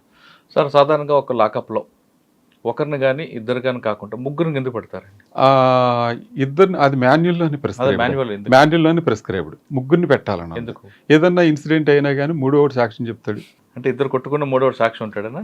లేదండి, అలా అది మాన్యువల్ ప్రిస్క్రైబ్డ్ అండి. ప్రిస్క్రైబ్డ్ ప్రకారమే మనం ప్రిస్క్రైబ్డ్ ప్రకారం రూల్స్ ప్రకారం చేసినట్టయితే రేపు పొద్దున ఏదైనా ఇబ్బంది అయినా కానీ మనం సేవ్ అవుతాం. ఇప్పుడు సాధారణంగా అన్నిటికీ రూల్స్ ఉండకపోవచ్చు, కానీ all acts done on good faith are legal అని మేము అనుకుంటాం. అట్లాగే మనం ఏ దురుద్దేశం లేకుండా వాడు చేసాం అనుకోండి, మనం వాడికి నిజంగానే ఒంట్లో బాగోలేదని హాస్పిటల్ పంపించాం, ఆడి టీబీ పేషెంట్ అయ్యాడు, ఓకే, ఆడు చాలా కేసులు ఉన్నాయి, ఓకే, అలాగని చెప్పి లోపల ఆపలేం కదా. ఆడ హాస్పిటల్ పంపించాం, పంపించిన తర్వాత హాస్పిటల్ నుంచి ఎస్కేప్ అయ్యాడు అనుకో, హాస్పిటల్ నుంచి ఎస్కేప్ అయితే ప్రిజన్ డిపార్ట్మెంట్ ఎంతవరకు బాధ్యత ఉంటుంది? అక్కడ కాపలా కాసి వాళ్ళు తప్ప కొంతమంది అడగొచ్చు, మీడియా అడగొచ్చు, లేదా పై అధికారులు కూడా అడగొచ్చు, ఈయన ఎందుకు హాస్పిటల్ పంపించావు, వీడి మీద ఇన్ని కేసులు ఉన్నాయి కదా, మరి పొద్దున్న వీడు చచ్చిపోతే సమాధానం చెప్పాల్సింది కూడా ఇతనే కదా సమాధానం చెప్పాల్సింది. అందుకు అంటే ఒక సెలబ్రిటీకి ఒక సెల్ ఇచ్చారనుకోండి, ఆ సెలబ్రిటీతో పాటు మరి ఇద్దరు వేరే వాళ్ళు పెడతారా? సెలబ్రిటీలు కాదండి. ఇప్పుడు సెంట్రల్ జైల్లో కొంతమంది శిక్ష ఖైదీల్లో బి క్లాస్ వాళ్ళు ఉంటారు, మీకు తెలిసే ఉంటుంది. బి క్లాస్ ఖైదీలకి సెపరేట్ గా వాళ్ళకి సెపరేట్ కిచెన్ ఉంటుంది, సెపరేట్ బ్లాక్ ఉంటుంది, సెపరేట్ ఫెసిలిటీస్ ఉంటాయి, వాళ్ళకి ఉదయం కాఫీ కూడా ఉంటుంది. ఓకే, పడుకునేటప్పుడు ఆయనతో పాటు ఇద్దరు పడుకుంటారా, ఒక్కడే పడుకుంటాడా? లేదు, సింగిల్ లాకప్ అంటే పనిష్మెంట్ కిందే వేస్తారండి. ఒక్కడిని చేసి ఒక 5 స్టార్ హోటల్లో మిమ్మల్ని ఒక్కడనే అందులో పడుకోమని అన్నా కానీ మీరు పనిష్మెంట్గా ఫీల్ అవుతారు తప్ప అదొక ఎంజాయ్మెంట్గా ఫీల్ అవ్వరు. అదొక ఎంజాయ్మెంట్. అంటే జైల్లో అన్నీ దొరుకుతాయి కానీ ఒక ఫ్రీడమ్ ఒకటే ఉండదు. అంతే కదండి, చట్టంలోనే ఉంటుందండి. ఆల్ ఫండమెంటల్ రైట్స్ ప్రకారం అతనికి ఉండాల్సిన హక్కులన్నీ అతనికి ఉంటాయి. ఎందుకు Nagabhushanam Patnaik versus state of AP అని ఒక కేసు వైజాగ్ సెంట్రల్ జైలు మీద ఆయన కేసు వేసాడు. మా ఫ్రీనెస్కి ఈ జైలు గోడలో కరెంట్ వైర్లు, లైవ్ వైర్లు మాకు అబ్స్ట్రక్షన్గా ఉన్నాయి. ఆయన మా బంధువు నాగభూషణ్ పట్నాయక్ గారు. నాగభూషణ పట్నాయక్ బాబు, నీకు నీకు అది కట్టేలు అవుతున్నమాట వాస్తవమే, కానీ జైలర్ గారు ఆయన ఉద్యోగం, ఆయన పెళ్ళం బిడ్డల కోసం ఆయన ఉద్యోగం ఆయన చేసుకోవాలి కదా, గోడలు కట్టుకొని సెక్యూరిటీ పీపుల్స్ వార్ నాయకుడు. అంటే అంటే నేను అంటున్నాను కాదు, కానీ ఆ వాల్యూస్ ఉన్న వాళ్ళు నాకైతే తగ్గిపోయారు. అంటే అన్ని వర్గాల్లో తగ్గిపోయారు, అవును. అన్ని మన జనరేషన్లో తగ్గిపోయారు, ఇప్పుడు తగ్గిపోయారు. ఇప్పుడు తర్వాత వచ్చి పిల్లల్లో ఇంకా అసలు అలాంటి వాల్యూస్ చాలా వరకు పోయినాయి. పేరెంట్స్ని చూడకోకుండా రోడ్డు మీద వెళ్ళి కుక్కలకు బిస్కెట్లు వేసి వాళ్ళు తయారయ్యారు తప్ప, అదే ఇంట్లో అమ్మా నాన్న ఇంట్లో అమ్మా నాన్న కూడి భోజనం పెట్టరు, బయట మాత్రం బ్రిటానియా బిస్కెట్ను 1 లీటర్ పాల ప్యాకెట్ పెట్టి కుక్కలు పెట్టేవాళ్ళు తప్ప, మనం దాని గురించి మనం కూడా అదే సమాజంలో ఉన్నాం కాబట్టి సమాజంలో ఎత్తుక్కుని ఇందులో ఎంటుకలు వస్తున్నాయని అనుకోవటం తప్పు. సార్, సాధారణంగా నేరస్తుతో కనుక కలిస్తే 6 నెలలు తిరిగితే వారు వీరవుతారు అనేది ఒక సామెత ఉంది. వీరే వారు అవ్వచ్చు కదండి. అంతేనా? మీరు వారు వీరే అవుతారన్నారు, వీరే వారు అవ్వచ్చుగా. వాడే మారిపోతాడా? ఓకే, మీరు రాజమండ్రి తర్వాత ఇక్కడికి వచ్చినట్లున్నారు కదా, శ్రీకాకుళం తర్వాత? రాజమండ్రి తర్వాత మంగళగిరి వచ్చాను. మంగళగిరి తర్వాత అండి? మంగళగిరి తర్వాత గుడివాడ వచ్చానండి. గుడివాడ నుంచి మళ్ళీ విజయవాడ వచ్చాను. విజయవాడ జిల్లా జైలు. విజయవాడ నుంచి మళ్ళీ అనంతపురం నుంచి అనంతపురం ఏం చేయాలి మీరు? అనంతపురం డిస్ట్రిక్ట్ జైలు అండి, బుక్కరాయ సముద్రంలో. అక్కడ మీ మార్క్ ఏముందండి? చాలా పెద్ద జైలు. చాలా వరకు అనంతపురం జైలు అంత మునుపు చాలా వరకు వార్తల్లో ప్రముఖంగా వచ్చే జైలు. మీకు అంటే ఓపెన్ జైలు ఎప్పుడు రాలేదే? ఓపెన్ జైలు కాదు, జిల్లా జైలు. మీ జిల్లా జైలు చేశారు? జిల్లా జైలు అంత మునుపు చాలా చేశారండి. నేను 2012 వరకు చేశానండి. 12 వెళ్ళాను, 14. చాలా ప్రముఖులు ఉండేవారు అందులో, చాలా మంది ప్రముఖులు ఉన్నారు కదా. అప్పుడు నాకు ముందు ఇవన్నీ అయిపోయినాయి సంఘటనలు, ప్రముఖులు ఉండటం అవన్నీ అయిపోయినాయి. మేము వెళ్ళిన తర్వాత నేను ఇంకొక జైలరు కృష్ణమూర్తి అని ఇద్దరు ఉండేవాళ్ళం. ఇద్దరం ఫ్యామిలీస్ కూడా లేవు. చక్కగా ఉదయం వెళ్ళి సాయంత్రం దాకా దాన్ని ఉతికి ఆరేసి పెట్టేవాళ్ళం, ఏమీ ప్రాబ్లమ్స్ లేకోకుండా. ఎందుకంటే అంత మునుపు ఏదైనా మైనస్ పాయింట్లు ఉంటే అన్నీ కూడా సెట్ చేసుకుంటూ వచ్చేసాం. అనంతపురం తర్వాత అండి? అనంతపురం నుంచి మళ్ళీ ప్రమోషన్ వచ్చి శ్రీకాకుళం జైలుకి వెళ్ళి. శ్రీకాకుళం జైలు అప్పట్లో అంటే శ్రీకాకుళం మీరు వెళ్ళేసరికి ఆ జైలు అనేది మిగతా రాయలసీమ ఆ టైప్ కాకుండా అదొక పీస్ఫుల్ ఏరియా, కానీ కొంచెం ట్రబుల్ మాంగర్స్ ఉంటారు అక్కడ కూడా. లేదు, ఎవరు మీకు బాగా ఇబ్బంది పెట్టలేదు? శ్రీకాకుళం జైల్లో ట్రబుల్ మాంగర్స్ ఎవరు లేరు, చాలా పీస్ఫుల్ జైలు. చాలా అంటే చాలా. శ్రీకాకుళం జైల్లో గనక మనం గనక వాళ్ళకి కావాల్సిన ఫెసిలిటీస్ అన్ని చక్కగా చేసినట్టయితే వాళ్ళు చాలా మంచి ఖైదీలు, చాలా ఒబీడియంట్ ఖైదీలు. ఏ కేసు ఎక్కువ ఉంటుంది? 490 దొంగతనం ఏముంటాయి? శ్రీకాకుళంలో అన్నీ ఉంటాయండి. అసలు రిమాండ్ తక్కువ, జైలుకు కెపాసిటీకి చాలా తక్కువ ఉంటుంది. 60-60 మేము ఉన్నప్పుడు 60 అట్లా ఉండేది, చాలా తక్కువ రిమాండ్. కానీ అక్కడ మీ మార్క్ ఏంటండి? శ్రీకాకుళం జైల్లో నాకు ముందు ఎవరో కూడా అటువంటి మార్క్ వేసి ఉండరు, తర్వాత కూడా అంత మార్కు పడదు అందులో. శ్రీకాకుళం జైలుకి 0.8 కిలోమీటర్స్ నుంచి నూతులోంచి నీళ్లు తీసుకొచ్చేవాళ్ళు. తీసుకొస్తే కలెక్టర్ గారి దగ్గరికి వెళ్ళాను, లక్ష్మీ నరసింహ సార్ అని కలెక్టర్ గారు దగ్గరికి వెళ్ళి, సార్ రేపొద్దున మీ పేరు నా పేరు పేపర్లో పడదు సార్, అందులో ఈ యువతల పక్క అతనేమో ఈ చేలోనేమో పురుగు మంది వేస్తున్నాడు, అవన్నీ నూతిలోకి వెళ్తే ఆ నూతుల్లో పడ్డ కప్పలన్నీ కూడా పైప్ లైన్లోకి వస్తున్నాయి, కాబట్టి మనం కొత్తగా వేయాలంటే నీకు ఏం కావాలో చెప్పి అది చేసుకున్నాడు. అట్లాగే 3,75,000 చేసి బోర్ ఇచ్చారు. నేను అప్పుడే రీయూజబుల్ ఎనర్జీ వాళ్ళ సోలార్ దగ్గర నుంచి సోలార్ వేసాను. అదే ఫస్ట్ జైలు సోలార్. అప్పట్లో వాళ్ళు గవర్నమెంట్కి ఇట్లా ఇస్తామని కూడా తెలియదు, కానీ నేను గవర్నమెంట్ తరఫున అప్రోచ్ అయితే రైతు కింద నన్నే పెట్టి పాపం సోలార్ తెచ్చారు. సోలార్ తెచ్చిన తర్వాత మంచి వాటర్ వచ్చింది. లేకపోతే అంతకుముందు వాటర్ లేక చాలా ఇబ్బందులు పడేవారు అనంతపురం జైలుకి. రోజు జైలుకి వస్తా 2 లీటర్ల లిమ్కా బాటిల్లో నీళ్లు తీసుకొచ్చి ఉద్యోగం చేసి వెళ్ళేవాళ్ళు వార్డులో. ఎక్కడ? శ్రీకాకుళంలో. నేను వచ్చిన తర్వాత మన దగ్గర నుంచి నీళ్లు పెట్టుకెళ్ళేవాడు. తర్వాత చుట్టుపక్కల కూరగాయలు పెట్టడం, కూరగాయలు రామ్మోహన్ నాయుడు గారు ఎంపీ గారు చాలా అప్రిషియేట్ చేసేవారు. అచ్చెన్నాయుడు గారు వచ్చేవారు. ఒకసారి ఇప్పుడు రామ్మోహన్ నాయుడు గారి దగ్గరికి వెళ్ళి ఇట్లా మీరు ఒకసారి జైలు విజిట్ రావాలన్నా ఆయన నాకు చెప్పకోకుండా జైలుకి వచ్చారు. నేను ఊళ్ళో ఉండగానే ఆయన కలెక్టర్ గారి దగ్గర ఉండగానే ఆయన వచ్చారు. వచ్చి జైలు చూసి చాలా ఆశ్చర్యపోయి చాలా అప్రిషియేట్ అయ్యి రాళ్లలో ఇతను కూరగాయలు పండిస్తున్నాడు అని చెప్పి నన్ను మెచ్చుకుని ఏం కావాలండి అన్నారు. ఏం లేదు, మినీ ట్రాక్టర్ ఇవ్వండి సార్ అన్నాను. వెంటనే ఒక 3 రోజుల్లో 4 రోజుల్లో శాంక్షన్ చేసేసి మినీ ట్రాక్టర్ ఇచ్చారు. చుట్టూతో వ్యవసాయం చేయడం, ట్రాక్టర్ లేకపోతే కొంచెం బాగోట్లేదండి నన్ను. ఆ చుట్టుపక్కల ఖాళీ స్థలం ఏది లేకుండా కంది కూడా వేసాను. శ్రీకాకుళం తర్వాత అండి? శ్రీకాకుళం తర్వాత లాస్ట్లో స్టేట్ బైఫర్కేషన్లో నన్ను తెలంగాణకి అలాట్మెంట్ అయితే చర్లపల్లి జైలుకి రావటం, ఉదయం జైలుకి వచ్చి రిపోర్ట్ చేయటం, సాయంత్రం వెళ్ళిరా బాబు అని అంటాం. ఓకే. సరే, మీ మొత్తం సర్వీస్లో మీ జైల్లో ఇటు మగవారు ఉంటారు, ఆడవాళ్ళు కూడా ఉంటారు. ఇద్దరు ఎవరు ఎక్కువగా ఇబ్బంది పెట్టేవారు? ఆడవాళ్ళు కూడా తక్కువేం కాదు, వాళ్ళు కూడా చేస్తుంటారా, లేదు కాముగా ఉంటారా? లేడీస్ అండి, సాధారణంగా లేడీస్ ప్రాబ్లమ్స్ అంతగా కాంప్లికేటెడ్గా ఏమి ఉండవు. వాళ్ళది ఏముందండి, వాళ్ళు నాకెప్పుడు కాంప్లికేషన్స్ అయితే క్రియేట్ చేయాలి. వాళ్ళ రిక్వెస్ట్లు చాలా వరకు మాకు ఇంటర్వ్యూలో వస్తాయి, అది ఏమన్నా ఉంటే చూడండి అట్లా మాట్లాడతారు తప్ప ఇంతవరకు లేడీస్ ఎవరు కాంప్లికేషన్ చేసిన వాళ్ళు ఎవరు కనపడలేదండి నాకు. అనంతరం భర్త భార్య జైల్లో ఉన్నారనుకో, జరుగు జైల్లో, వాళ్ళ పిల్లల్ని కలుసుకునే టైం ఎప్పుడు ఇస్తారండి? ఇస్తారండి, మామూలుగా వారానికి ఒకసారి తీసుకొస్తారు, ములాఖతులు తీసుకొస్తారు. ఇప్పుడు రాజమండ్రి సెంట్రల్ జైలు ఉంది, పక్కన ఫీమేల్ జైలు ఉంటుంది, ఇక్కడేమో స్టేట్ జైలు, ఇదేమో సెంట్రల్ జైలు. అందులోంచి ఇందులోకి వస్తారు, పిల్లలతో మాట్లాడుకోవచ్చు, చేయొచ్చు. కానీ పిల్లలు కూడా పుట్టగానే పిల్లలు పుట్టిన కొన్ని రోజులకి ఆ మహిళ నేరం చేసి జైలుకి వచ్చింది అనుకోండి, పిల్లలు కూడా జైల్లోకి వస్తారు. అవునండి, అప్ టు 5 years వరకు వీళ్ళు ఇక్కడే ఉంటారు కదా. ఇక్కడే ఉంటారు. మరి వాళ్ళ కేర్ తీసుకోవడానికి ఆమె చూస్తారా, అక్కడ లోపల ఏమన్నా వాళ్ళకి సెపరేట్గా? అయ్యో, నిజంగా చెప్పుకోవాలంటే జైలు డిపార్ట్మెంట్ని బాగా డెవలప్ చేయడానికి అందరూ ఆఫీసర్లు, జ్యుడిషియల్ డిపార్ట్మెంట్ చాలా మంచి మంచి సలహాలు ఇచ్చారు. మీరు అడిగిన దానికి ఒక పాయింట్ ఏంటంటే, నేను శ్రీకాకుళం జైల్లో ఉండగా ఒక చంటిపిల్లోడు కనపడ్డారు, ఆడవాళ్ళ దాంట్లో బ్లాక్లో కనపడ్డారు. డిస్ట్రిక్ట్ లీగల్ సర్వీసెస్ అథారిటీ వాళ్ళతో కొట్టి మాట్లాడి అమ్మాయి ఏంటంటే చెప్పారు. అంతా అయిపోయిన తర్వాత ఆవిడకి డౌట్ వచ్చింది, చంటిపిల్లోడు కదా, శీతాకాలం వేడి నీళ్ళు ఇస్తున్నారా లేదా అని డౌట్ వచ్చి ఆవిడ ఒక పాయింట్ మెన్షన్ చేసింది, ఇలా పిల్లలు ఎవరైనా ఉన్నట్టయితే వాళ్ళకి వేడి నీళ్ళు ప్రొవైడ్ చేయడానికి చేయండి అని ఆవిడ రాసింది. అప్పుడు రాస్తే ఉమ్మడి ఆంధ్రప్రదేశ్లో మొత్తం అన్ని జైల్స్కి 3,75,000 పెట్టి సోలార్ వాటర్ హీటర్ పెట్టారు వాళ్ళ కోసం. మొత్తం అన్ని జైల్స్కి ఆవిడ ఇచ్చిన సలహా అంత కేర్ తీసుకుంటారు. ఎందుకు ఒక మేజిస్ట్రేట్ గారు డిస్ట్రిక్ట్ లీగల్ సర్వీసెస్ నుంచి వచ్చి నన్ను చూశారు. సాధారణంగా మీడియా కానీ కొంతమంది ఎలా ఉంటుందంటే, ఏదో క్రిటిసైజ్ చేద్దాం జైలుకి వచ్చి, ఏదన్నా ఫాల్ట్ ఫైండ్ చేద్దాం అన్న ఉద్దేశం మీదే వాళ్ళు ఎంటర్ అవుతారు. నన్ను అడిగారు, ఇది కూడా చూడండి, ల్యాబొరేటరీస్ కూడా చూడండి. ల్యాబొరేటరీస్ నేను ఎందుకు చూడాలని అడిగారు నన్ను. ఎవరు? ఒక డిస్ట్రిక్ట్ లీగల్ సర్వీసెస్. మీరు తప్పకుండా చూడాలండి, చూసి ఆ కండిషన్స్ ఎలా ఉన్నాయో మీరు అందులో రాయండి, తప్పు ఉంటే తప్పు రాయండి, అందులో ఏదైనా మిస్టేక్ ఉంటే మేము సరి చేసుకుంటాం, మీరు రాయండి అన్న.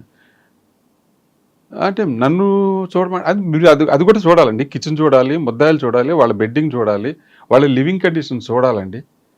ఆవిడ అతి కష్టం మీద వచ్చి నేను ఆవిడకి ఛాలెంజ్ చేశా, మీ ఇంట్లో కంట నా ఇంట్లో కంట శుభ్రంగా లేకపోతే నా మీద రిమార్క్ రాయండి. అంత మాట అనగలగాలంటే మన దగ్గర ఎంత ధైర్యం ఉండాలి. వచ్చారు ఆవిడ? వచ్చారు, చూశారు. ఆవిడేం అల్లాక కిచెన్కి వచ్చిన తర్వాత ఇదేంటి అంది. అది పెరుగు మేడం అన్న. పెరిగిస్తారా, మజ్జిగ ఇస్తారనుకుంటా కదా, మజ్జిగ పోస్తారనుకుంటా కదా. లేదు మేడం అని ఇలా తిప్పా ఆవిడ ఎదురుకున్నాను. ఆవిడ పడిపోద్దామని వెనక్కి వెళ్ళింది. పడిపోద్ది మేడం, గట్టిగా ఉంటుంది మేడం ఇది అని చూపించాను. అది అయిపోయిన తర్వాత రైస్ చూసి నో, ఈ రైస్ నేను యాక్సెప్ట్ చేయను, దుడ్డు బియ్యం, ఈ ఖైదీలే మీరు తింటారండి ఈ ఇంట్లో, మేము తింటామా అండి, మా ఇంట్లో తింటారా అండి అంది. మేడం గవర్నమెంట్ ఇచ్చే రైస్ అది, సివిల్ సప్లై, మేము చేయడానికి ఏం లేదు, మీరు బాస్మతి రికమెండ్ చేయొచ్చు. అదేంటి అలా అండి? అవునండి, అప్పుడు కేసీఆర్ గారు వెనకబడిన హాస్టల్కి సన్నబియ్యం రికమెండ్ చేశారు తెలంగాణలో. మీరు బాస్మతి రికమెండ్ చేస్తే కనీసం సన్నబియ్యం అని వస్తాయి, మీరు రికమెండ్ చేయండి, తప్పే ఉంది అందులో. అట్లాగే మేడం గారు వాటర్ చిన్నపిల్లలకి రావాలని రికమెండ్ చేశారు, 3,75,000 పెట్టి మొత్తం రాష్ట్రం అంతా ఇచ్చారు. ఏమంటారు, మీరు రాయాలంటే రాయండి, రైస్ నచ్చలేదంటే రాయండి. గవర్నమెంట్ సప్లై, సివిల్ సప్లైస్ ఇచ్చిన రైసు, అందులో రాళ్ళు ఉంటే తప్పు, ఇంకేదైనా ఉంటే తప్పు, కానీ అన్నం లావుగా ఉంటే అది సూపరింటెండెంట్ తప్పు ఎలాగవుతుంది? కానీ ఎందుకండి అన్నం ఎక్కువ బయటకు వేస్టేజ్ వచ్చేస్తుంటుంది, అంటే తిన్నక లేదంటే ఎక్కువైపోయా? లేదండి, అంటే వేస్టేజ్ బయటకు వస్తారా? సాధారణంగా ఇప్పుడు మనం పెళ్ళిళ్ళకి వెళ్తాం, మీరు నేను పెళ్ళికి వెళ్తే చాలా వరకు కుడి చేతి తింటా కానీ మనం ఎడం చేయి అడ్డం పెడతాం, ఇది వేయొద్దు, ఇది వేయొద్దు, ఇది స్వీట్ వేయొద్దు, ఇది వేయొద్దు అని పెడతాం. అలాగ అందరూ ఫాలో అవుతారా? కాదు. అందరూ ఫాలో అవ్వరు. భోజనానికి విలువిచ్చి అది ఒక రైతు పండించాడు, అది ఎంతో కష్టపడితేనే కానీ చెమట ఉడితేనే కానీ ఈ ఇస్త్రీలోకి రాలేదు అన్న భావం ఉన్నవాళ్ళే అట్లా చేస్తారు. వేస్టేజ్ అవ్వకూడదు. నువ్వు ఎంతైనా తినటానికి లిమిట్ ఉండదు, కానీ వేస్టేజ్ అవ్వకూడదుగా. అట్లాంటి మైండ్ సెట్ ఉంటే పర్వాలా, ఉమ్. ఆ మైండ్ సెట్ లేనప్పుడు వేస్టేజ్ అంతేనా? సాధారణంగా యూటీ ప్రిజనర్ కానీ ఎన్ని గ్రాముల రైస్ కేటాయిస్తారండి? ఎన్ని గ్రాముల కూర కానీ, ఎన్ని గ్రాముల మటన్ కానీ, లేదా ఎన్ని గ్రాముల చికెన్ కానీ? పాత స్కేల్ అయితే 1/2 కేజీ కూరగాయలు ఉండేయండి పాత స్కేలు. అలాగే 300 గ్రాములు రైస్ రిమైండ్ వాళ్ళకి ఉండేది. చాలా వరకు అదంతా సరిపోద్దండి. మీరు అన్నారు చూసారా వేస్టేజ్ బయటకు వెళ్తుందని, దాన్ని బట్టి మీకు అర్థం. అది ఎవరు కూడా ఇన్సఫిషియెంట్గా ఉంటారు. తర్వాత ప్రజెంట్ ఉన్న రూల్ ప్రకారం ఎన్ని గ్రాములు ఇస్తారండి? 300 గ్రాములు ఇస్తారా? 300 అంటే ఆ 300 గ్రాముల రైస్లోనే టిఫిన్ కానీ 600 రిమైండ్ వాళ్ళకి, 700 ఏమో శిక్ష పడ్డ ఖైదీలకి. 700 700 గ్రామ్స్ కన్విట్ పర్ డే. అంటే అందులోనే టిఫిన్, అందులోనే బ్రేక్ఫాస్ట్, అందులోనే లంచ్, డిన్నర్. ఓకే. అందులో దాన్ని ఏం చేస్తారంటే పులిహోర చేయొచ్చు, రవ్వ చేయొచ్చు, లేకపోతే పుల్కాలు చేయొచ్చు. వీటని ఎక్కువగా ఇస్తారు. అచ్చా. ఇప్పుడు కొంతమంది షుగర్ ఉంటుంది, షుగర్ ఉన్న పేషెంట్లకి చపాతీ ఇస్తారండి. చపాతీ రాయించుకుంటారు. కొంతమంది జొన్న రొట్టెలే కావాలి నాకు, వంకాయ కూర జొన్న మనకి ఇంకా ఇంప్లిమెంట్ అవ్వలేదండి, ఆ స్కేల్లో తీసుకురాలేదు. మీరు అన్నట్టు అంత బయట సమాజంలో కూడా మిల్లెట్స్ మీద అంత అవగాహన రాలేదు. అలాంటిది ఖైదీలకి కొంతమంది వచ్చారండి, తెలుసో తెలియని నేరం చేసి లోపలికి వచ్చిన తర్వాత నాకు రైస్ వద్దు, చపాతి వద్దు, సర్వపిండి చెక్కలు కావాలి, జొన్న రొట్టె కావాలి, వంకాయ కూర కావాలి. అట్లే పైగా ఇంకోటి ఏంటంటే జైల్లో సాధారణంగా కూరగాయల్లో కూడా జైల్లో పండించిన కూరగాయలు అనుకోండి, ముందు ఆ కూరగాయలకి ప్రిఫరెన్స్. ఎందుకంటే గవర్నమెంట్కి అదనంగా డబ్బులు పెట్టుకోకుండా లోపల పండిన కూరగాయలే తినాలి. నెక్స్ట్ కాంట్రాక్ట్ దగ్గర సరిపోతే బయట నుంచి తీసుకోవచ్చు. అది సార్ మీరు విజయవాడ జైలు పనిచేశారు, అక్కడ సేలం శెట్టి వెంకటరమణ ఎప్పుడైనా ఎదురుపడ్డా? చెప్పండి. ఆయన పేరు చెప్తే భయపడతారని చెప్తాడు. అట్లా ఏముంటదండి. సేలం శెట్టి వెంకటరమణ కూడా నేను మీ ఇంటర్వ్యూ కూడా చూశాను, అతను మాట్లాడిన మాటలు కూడా చూశాను. జైల్లో ఏదైనా జరుగుద్దని చెప్పడం కూడా నేను విన్నాను. ఏం జరుగుద్ది సేలం శెట్టి వెంకటరమణ నాకు తెలుసున్న అతనే, నేను చూశాను. నేను ఫేస్ చేసి విజయవాడ జిల్లా జైల్లో చేశాను. నేను ఉండగానే రిమాండ్కి వచ్చాడు, నేను ఉండగానే రిలీజ్ అయ్యాడు. సార్ మీ సర్వీస్లో మీకు బాగా గుర్తుండిపోయిన సంఘటన, ఈ జైలు నా వల్ల డెవలప్ అయింది, ఈ జైల్లో నేను కొన్ని చేయలేకపోయానని కానీ, లేదు ఈ వ్యక్తి నేను మార్చలేకపోయానని కానీ, లేదా ఇంకొకటి ఈ వ్యక్తి నాకు సర్వీస్లో మర్చిపోలేని విధంగా నన్ను ఇబ్బంది పెట్టాడని కానీ? ఇబ్బంది పెట్టడం అంటే అట్లా ప్రత్యేకంగా మనం వ్యక్తిగతంగా ఫీల్ అవ్వాల్సిన అవసరం అయితే లేదు. అది అందులో మనం సూపరింటెండెంట్ క్యారెక్టర్లో మనం ఉద్యోగం చేయాలి. ఇండివిజువల్గా భోగేశ్వరరావు వేరు, ఆ జైలు సూపరింటెండెంట్ వేరు.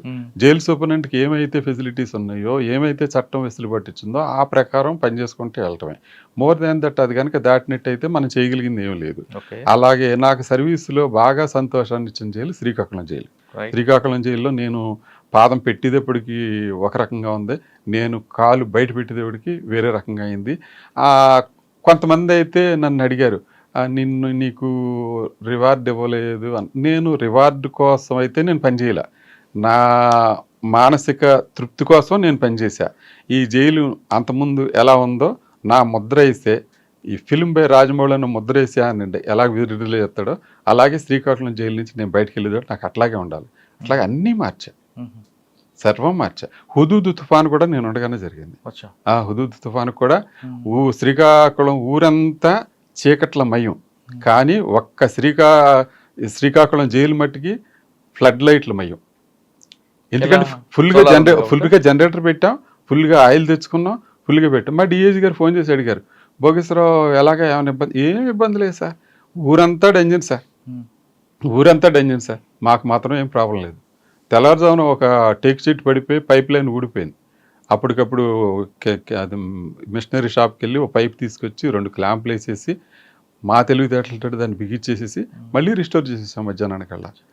సార్ మీరు ములాఖతులు చాలా చూసుంటారు మీ సర్వీస్లో, ఇన్నర్ ములాఖత్ అవ్వచ్చు, అవుటర్ ములాఖతులు ఎవరికి ఇన్నర్ ఇస్తారు, ఎవరికి అవుటర్ ఇస్తారండి? ఇప్పుడు అసలు ములాఖతులు విధానమే మారిపోయింది చాలా వరకు. ఇప్పుడు మీరు అనుకున్నట్టు అనంతపురం జైలు ఉంది, అనంతపురం జైల్లో గ్లాస్కి అవతల ఫోన్ అటు ఫోన్ ఇటు. ఎందుకంటే ఆ తీగల్లోంచి కూడా ఏమన్నా మన ఈ ఐటమ్స్ వెళ్ళిపోతాయని అద్దాల్లో పెట్టేసి అటు ఫోన్ ఇటు ఫోన్ పెట్టారు. అవును, కానీ కొన్ని ఇన్నర్ ములాఖతులు ఉంటాయి కదండి. ఇన్నర్ ములాఖత్ అంటే ఇప్పుడు లీగల్ ములాఖత్ ఉంది. లీగల్ ములాఖత్ ఇన్నర్లో పిలుస్తారు, అతను పిలుస్తారు, సంతకం పెట్టిస్తారు. కానీ చాలా ములాఖతులు చూస్తుంటారు మీరు. ఉమ్. కానీ ఒక ప్యాథటిక్ కేసు అని గుర్తుందండి. పిల్లలు ఏడుస్తుంటారు, భార్య వచ్చి భర్త కోసం ఏడుస్తుంది, అమ్మ వచ్చి కొడుకు కోసం ఏడుస్తుంటుంది. చాలా నేను కొన్ని జైలు చూసినప్పుడు చాలా బాధ అనిపిస్తుంటుంది. వాళ్ళు తెలుసో తెలియని నేరం చేసి లోపలికి వస్తాడు, ఆ కుటుంబం చిన్నాభిన్నం అయిపోతుంటుంది. నాన్న ఎప్పుడు వస్తాడని పిల్లలు అడుగుతుంటారు. బాబుని చూడగానే ఆయన కూడా జైలు మీరన్నట్టు ఇవన్నీ మాకు కనపడతాను అంటే భార్య వస్తూ ఉంటుంది. ఏం చేస్తుంది ఇప్పుడు ఆ అమ్మాయికి ఇంటి దగ్గర ఏం ఫ్లాట్ ఉండదు, వచ్చేటప్పుడు ఈడేమో ఏటీఎం కార్డు ఇవ్వడో, ఈడొచ్చి జైల్లో కూర్చుంటాడు. ఆ అమ్మాయి ఇంటర్వ్యూకి వస్తే ఎక్కడ సంపాదించి వీడికి అరటిపళ్ళు బ్రెడ్ తీసుకురావాలి, ఎక్కడ ట్రావెలింగ్ ఖర్చులు పెట్టుకుని ఇతన్ని పలకరించాలి. ఇలాంటి సిచ్యువేషన్ అన్నీ మా కళ్ళెదురకుండా జరుగుతాయి. మనం అందులో చేయగలిగింది ఏమీ లేదు. కానీ కొంతమంది లోపల కొంచెం పశ్చాత్తపడి ఇప్పుడు ఫ్యామిలీ కోసం ఏడుస్తుంటారు కదా, అటువంటి వాళ్ళు చూసారు? అది చెప్తూ ఉంటారు, మాతో మాట్లాడుతూ ఉంటారు. ఇట్లా పొరపాటు జరిగింది అని అంటారు. చట్టంలో కూడా గుడివాడ జైల్లో ఉండగా ఒక అతను 498లో వచ్చాడు. 498లో వచ్చిన తర్వాత మళ్ళీ రెండోసారి ఎంసీకి వచ్చాడు, మెయింటెనెన్స్ కేసులో వచ్చాడు. రెండో కేసులో వచ్చిన తర్వాత నేను శ్రద్ధ పెట్టి అతన్ని పిలిచి, ఏంటి యశోబు ఈ కేసు ఎంతకాలం అని ఇలా తిరుగుతావు, నువ్వు బయటకు వెళ్తే పని చేసుకుంటావు కదంటే, ఏం చేయనండి మా నాన్నోళ్ళు వాళ్ళు ఒప్పుకోవట్లేదండి అన్నాడు. నన్ను మాట్లాడమంటే నేను మాట్లాడతాను అన్న. మాట్లాడండి అన్నాడు. నేను మేజిస్ట్రేట్ గారిని కలవడానికి వెళ్తే ఈ భార్య తాలూకు పేరెంట్స్ అక్కడ నుంచి ఉన్నారు.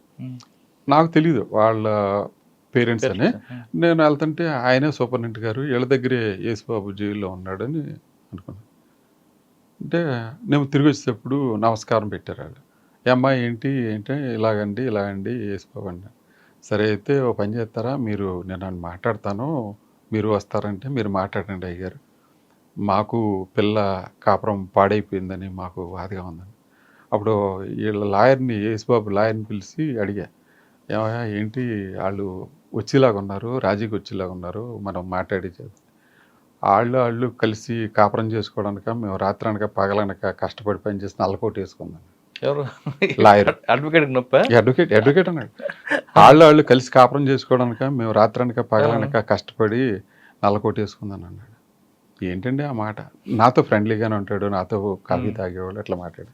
ఇది జీవితం అండి, ప్రాక్టీస్ కాదు, జీవితం అది అని అన్న. తర్వాత వాళ్ళిద్దరూ కలిశారు. తర్వాత వాళ్ళకి పిల్లోడు పుట్టాడు. పిల్లోడు పుట్టిన తర్వాత ఈ యేసుబాబు తండ్రి పిల్లోడిని ఎత్తుకుని మెడలో బంగారు చైన్ వేసుకుని తీసుకుని నా దగ్గరికి వచ్చాడు. సార్ మీ వల్ల మాకు మనవడు పుట్టాడు సార్, ఇదోటి సార్ చైన్ చేయించాను అని అన్నాడు. ఫోన్లేరా నా మాట వల్ల మీ కాపురం సెట్ అయింది, అట్లాంటి కొంచెం మంచి మన వల్ల వీళ్ళకి మేలు జరిగింది అని అంటే చాలా ఇష్టమే కదా.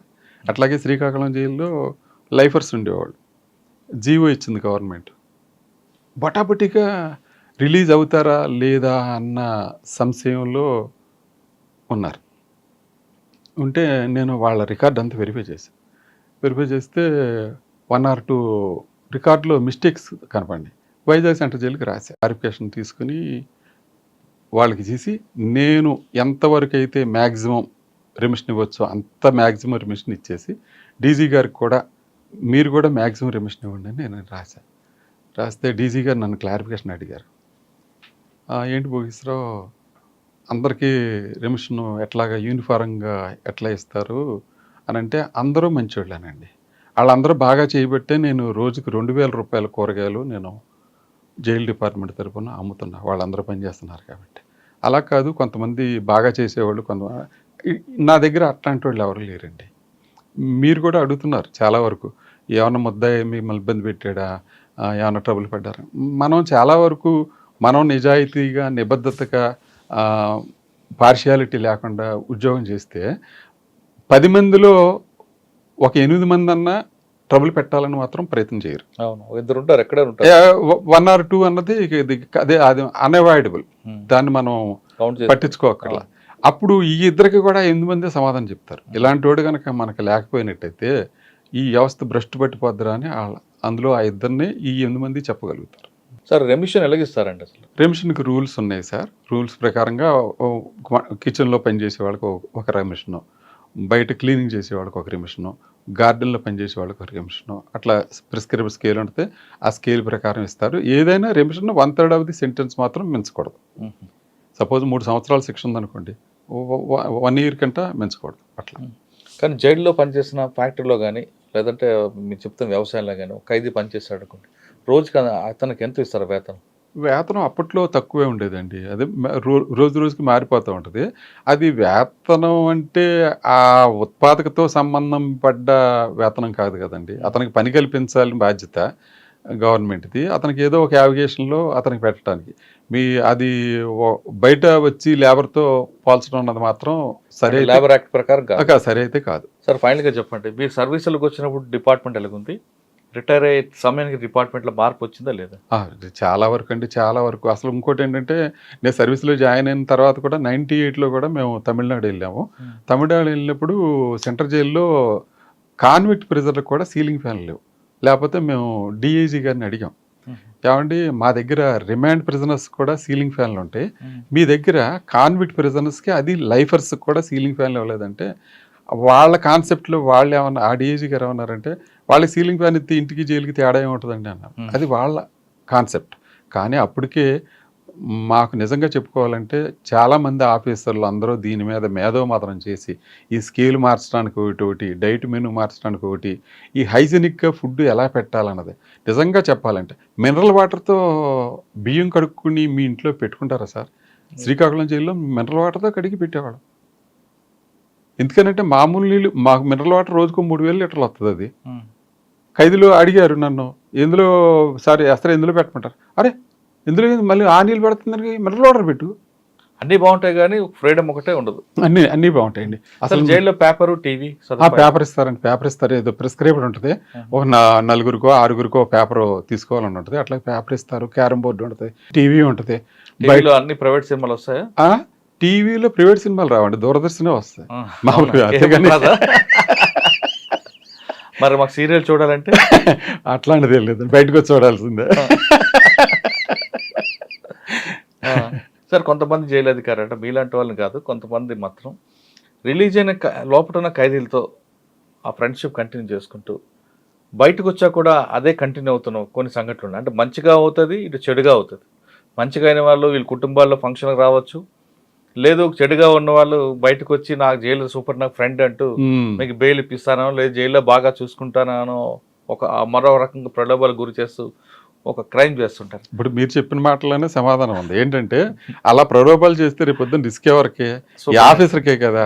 అలాంటి ఆ ఆఫీసర్ అలాంటి ధైర్యం చేశాడంటే అది అతను ఫేస్ చేయాలి. అటువంటి వాళ్ళు మీకు ఎదురుపడ్డారు? లేదండి, మాకు అట్లాంటి ఎదురుపడలేదు. సాధారణంగా ఇప్పుడు నేను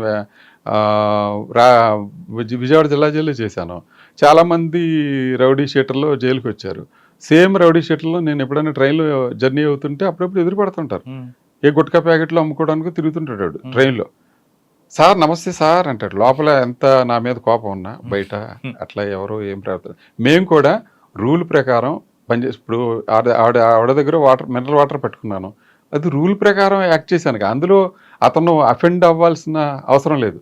నా ఒంటి మీద యూనిఫారం ఇచ్చి, నాకు జీతం ఇచ్చి, నా పెళ్ళం బిడ్డలు పోషించుకుని డబ్బులు నాకు వస్తున్నప్పుడు నా ఉద్యోగం నేను చేయాలి కదా. దానికి అతను ఫీల్ అవ్వాల్సిందే ఉంది. సార్ ఫైనల్గా చెప్పండి, ఈ డిపార్ట్మెంట్ రావాలనుకున్న వాళ్ళకి మీరు ఇచ్చే మెసేజ్ ఏంటి? డిపార్ట్మెంట్ బాగా ఒక మోటివ్ తోటి వచ్చి ముద్దాయిలకు మార్చుకోవాలి. ఈ సమాజంలో మనకు కూడా బాధ్యత ఉంది. ఈ సమాజంలో మార్చి, ఆ సమాజంలో ఏదైనా డీవియంట్ బిహేవియర్ అయిన వాళ్ళని వాళ్ళు మార్చే అవకాశం ఉంది అని అనుకుంటే ఇందులోకి వచ్చి చేయొచ్చు. బయట మిగతా డిపార్ట్మెంట్ లాగా పొలిటికల్ ప్రెషర్ అయితే మా మీద ఏం ఉండదు. ఎందుకంటే మేము జ్యుడిషియరీ కింద పనిచేస్తాం కాబట్టి ఏ పొలిటికల్ లీడర్ కూడా మమ్మల్ని ఎవరో డిక్టేట్ చేయరు. ఎవరైనా ఫోన్ చేసినా కానీ మా రూల్ ఇంతే, బెయిల్ వస్తే వదిలిపెడతాం, మీరు అడ్మిషన్ రావాలంటే అడ్మిషన్ రావాల్సిందే లోపలికి, అంతేగాని ఇంటికాడ ఉండి అడ్మిషన్ తీసుకోమంటే కుదరదు. ఎదురుకుండా నిలబడాల్సిందే, ఎదురుకుండా చెక్ చేయాల్సిందే, అందరితో పాటు ఖైదీలతో పాటు నిలబడాల్సిందే. అందులో సార్ బెయిల్ 6 తర్వాత వచ్చింది అనుకోండి, ఏం చేస్తారండి? అప్పటికే మీరు సాయంత్రం 6 తర్వాత లాకప్ అయిపోయిన తర్వాత చేయరండి. సూర్యాస్తం తర్వాత లాకప్ క్లోజ్ కదా రూల్ ప్రకారం. కానీ 6 గంటల బెయిల్ వచ్చింది అనుకోండి, బెయిల్ పేపర్ తర్వాత వస్తే చేయరు. మర్నాడు ఉదయం కొన్ని స్పెషల్ ఖైదీలకి స్పెషల్ ఖైదీలకు కూడా ఎవరికి చేయడానికి లేదని అక్కడ రికార్డ్ అయిపోతుంది. సాయంత్రం 572 లాకప్ అని ఉందనుకోండి, 572 రాత్రి అతను నైట్ డ్యూటీ వాళ్ళకి అప్పచెప్పేస్తాం. లాకప్ చేస్తారు. ఆ లాకప్ చేసేసి 572లో ఒక 62 మందికి ఒక బ్లాక్ ఉంటుంది ఉదాహరణ, 61 మందికి ఒక బ్లాక్ ఉంటుంది. అతను అంతకే సంతకం పెడతాడు. ఈ నైట్ రిటర్న్ కోర్టులు వస్తాయి. ఆ కోర్టులు వచ్చినప్పుడు వేరే చోట లాకప్లో వేస్తారు. తెల్లారుజామున మళ్ళీ 572 ప్లస్ ఇది ఒక 5 రిటర్న్ కలిపి 577కి అన్లాకింగ్ రిపోర్ట్ చెప్పాలి. అంతేగాని వీళ్ళని తీసుకొచ్చి అందులో యాడ్ చేయరు.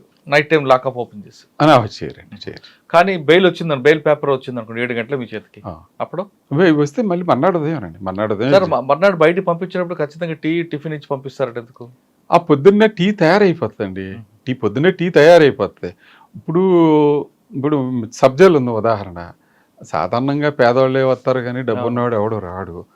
సరే పేదవాడు వచ్చాడు పొద్దున్నే ఆడు మామూలుగా ఒక హోమ్లీగా పొద్దున్నే లేచి ఆడు బెయిల్ వచ్చేసిందంటే వెంటనే పరిగెత్తిపోవాలి. మామూలు స్నానం చేస్తాడు, మళ్ళీ బట్టలు వేసుకుంటాడు, పాత బట్టలు ఉంటే మడత పెట్టుకుంటాడు, అన్నీ పెట్టుకుని ఉంటాడు. కిచెన్లోకి వెళ్ళి టీ అయితే టీ తాగుతాడు, టిఫిన్ కూడా తినేస్తాడు. ఇప్పుడు ఎందుకు విజయవాడ జిల్లా జైల్లో ఉండగా ఈ రౌడీ షీటర్లు ఈ చోరీ కేసులో వీళ్ళు ఎవరన్నా మళ్ళీ వచ్చారనుకోండి, వాళ్ళు దాదాపు ఒకసారి ఇప్పుడు బెయిల్ మీద బయటికి వెళ్ళి మళ్ళీ 4-5 రోజులకి వచ్చాడంటే ఎందుకు మీకు డెఫినెట్గా లోపల జైల్లో ఉంటే చక్కగా వెయిట్ పెరుగుతాడు, గ్లామర్ పెరుగుతాడు. అందులో అనుమానం లేదు. టెన్షన్ ఉండదు, టెన్షన్ ఉండదు, చక్కగా టైమ్లీ ఫుడ్, బ్యాడ్ హ్యాబిట్స్ ఏమి ఉండవు, ఆల్కహాల్ ఉండదు, గుట్కా ఉండదు, ఏమి ఉండదు, చక్కగా ఉండేది మొక్కలో గ్లామర్ వస్తుంది. వీడు రిలీజ్ అయిపోయి మళ్ళీ పోలీస్ స్టేషన్ మళ్ళీ మా దగ్గరకు వస్తాడు చూసారా, ఇప్పటికి ఫోటో పెడితే బోల్డ్ తేడా కనపడుతుంది. అసలు మామూలుగా జైల్లో కొత్త అంటే అతను ఒక ఇంటికి వస్తున్నట్టుగా అట్లా ఫీల్ అవుతారు అనమాట కొంతమంది. పాత నేరస్తులు. షేవింగ్ ఎవరు చేస్తారండి జైల్లో? షేవింగ్ చేయడానికి మా బార్బర్ ఉంటాడు, అందులోనూ వీళ్ళు కూడా అసిస్టెంట్ గా చేసుకుంటారు. అంటే ఒక బ్లేడ్ ఒకరికి ఇస్తారా? బ్లేడ్ లేదండి, మనిషికి బ్లేడ్ ఇస్తారు. రికార్డ్ పరంగా ఆ బ్లేడ్ తీస్తున్నప్పుడే ఒక వ్యక్తి మీద ఉంది, నా మీద కోపం ఉంది అనుకోండి, అలాగే అందరికీ ఎవరు కదండి రేదరా, అందరికీ ఎవరు కదా, అందరికి ఇస్తే మీరన్నట్టు అది చాలా ఏదైనా రిస్కే కదా సార్. ఆఫీసర్ ఎవరు ఉద్యోగం మీద ఎవరు ఇబ్బంది పెట్టుకోరు కదా సార్. మీకు నమ్మకస్తుల వ్యక్తులకే ఇస్తారు. అంతే. బట్టలు ఐరన్ చేసుకోవడం, అది బట్టలు ఐరన్ చేసుకోవడానికి ఒక దోబి ఉంటాడండి. ఆ దోబి సాధారణంగా రాజమండ్రి సెంటర్ జైలు ఉంది, అందులోనే దోబి ఖానా అని వేరే ఉంటుంది. అందులో ఇస్త్రీ చేస్తారు, ఇస్త్రీ చేసినందుకు డబ్బులు తీసుకుంటారు, అట్లా చేస్తారు. జైల్ డిపార్ట్మెంట్లో పనిచేసే వాళ్ళు ఒక మోటివేషన్తో ఒక ప్యాషన్తో వాళ్ళు మాత్రమే రండి అంటున్నారు భోగేశ్వర గారు. ఇక్కడ మిగతా వాళ్ళకి ప్రయత్నించుకుంటుంది, అదేవిధంగా పొలిటికల్ ప్రజలు అస్సలు ఉండదు కాబట్టి ఇక్కడ రండి, ఖైదీల్లో పరివర్తన తీసుకురావడానికి ఇది మంచి ఫెసిలిటీ అంటూ, మంచి ఆపర్చునిటీ అంటూ చెప్తున్నారు భోగేశ్వర గారు. ఇది భోగేశ్వర గారితో ఎక్స్క్లూజివ్ ఇంటర్వ్యూ. వచ్చే వారం మరో గెస్ట్తో మళ్ళీ కలుద్దాం. అందరికీ నమస్తే. Thank you sir. Thank you very much. నమస్తే.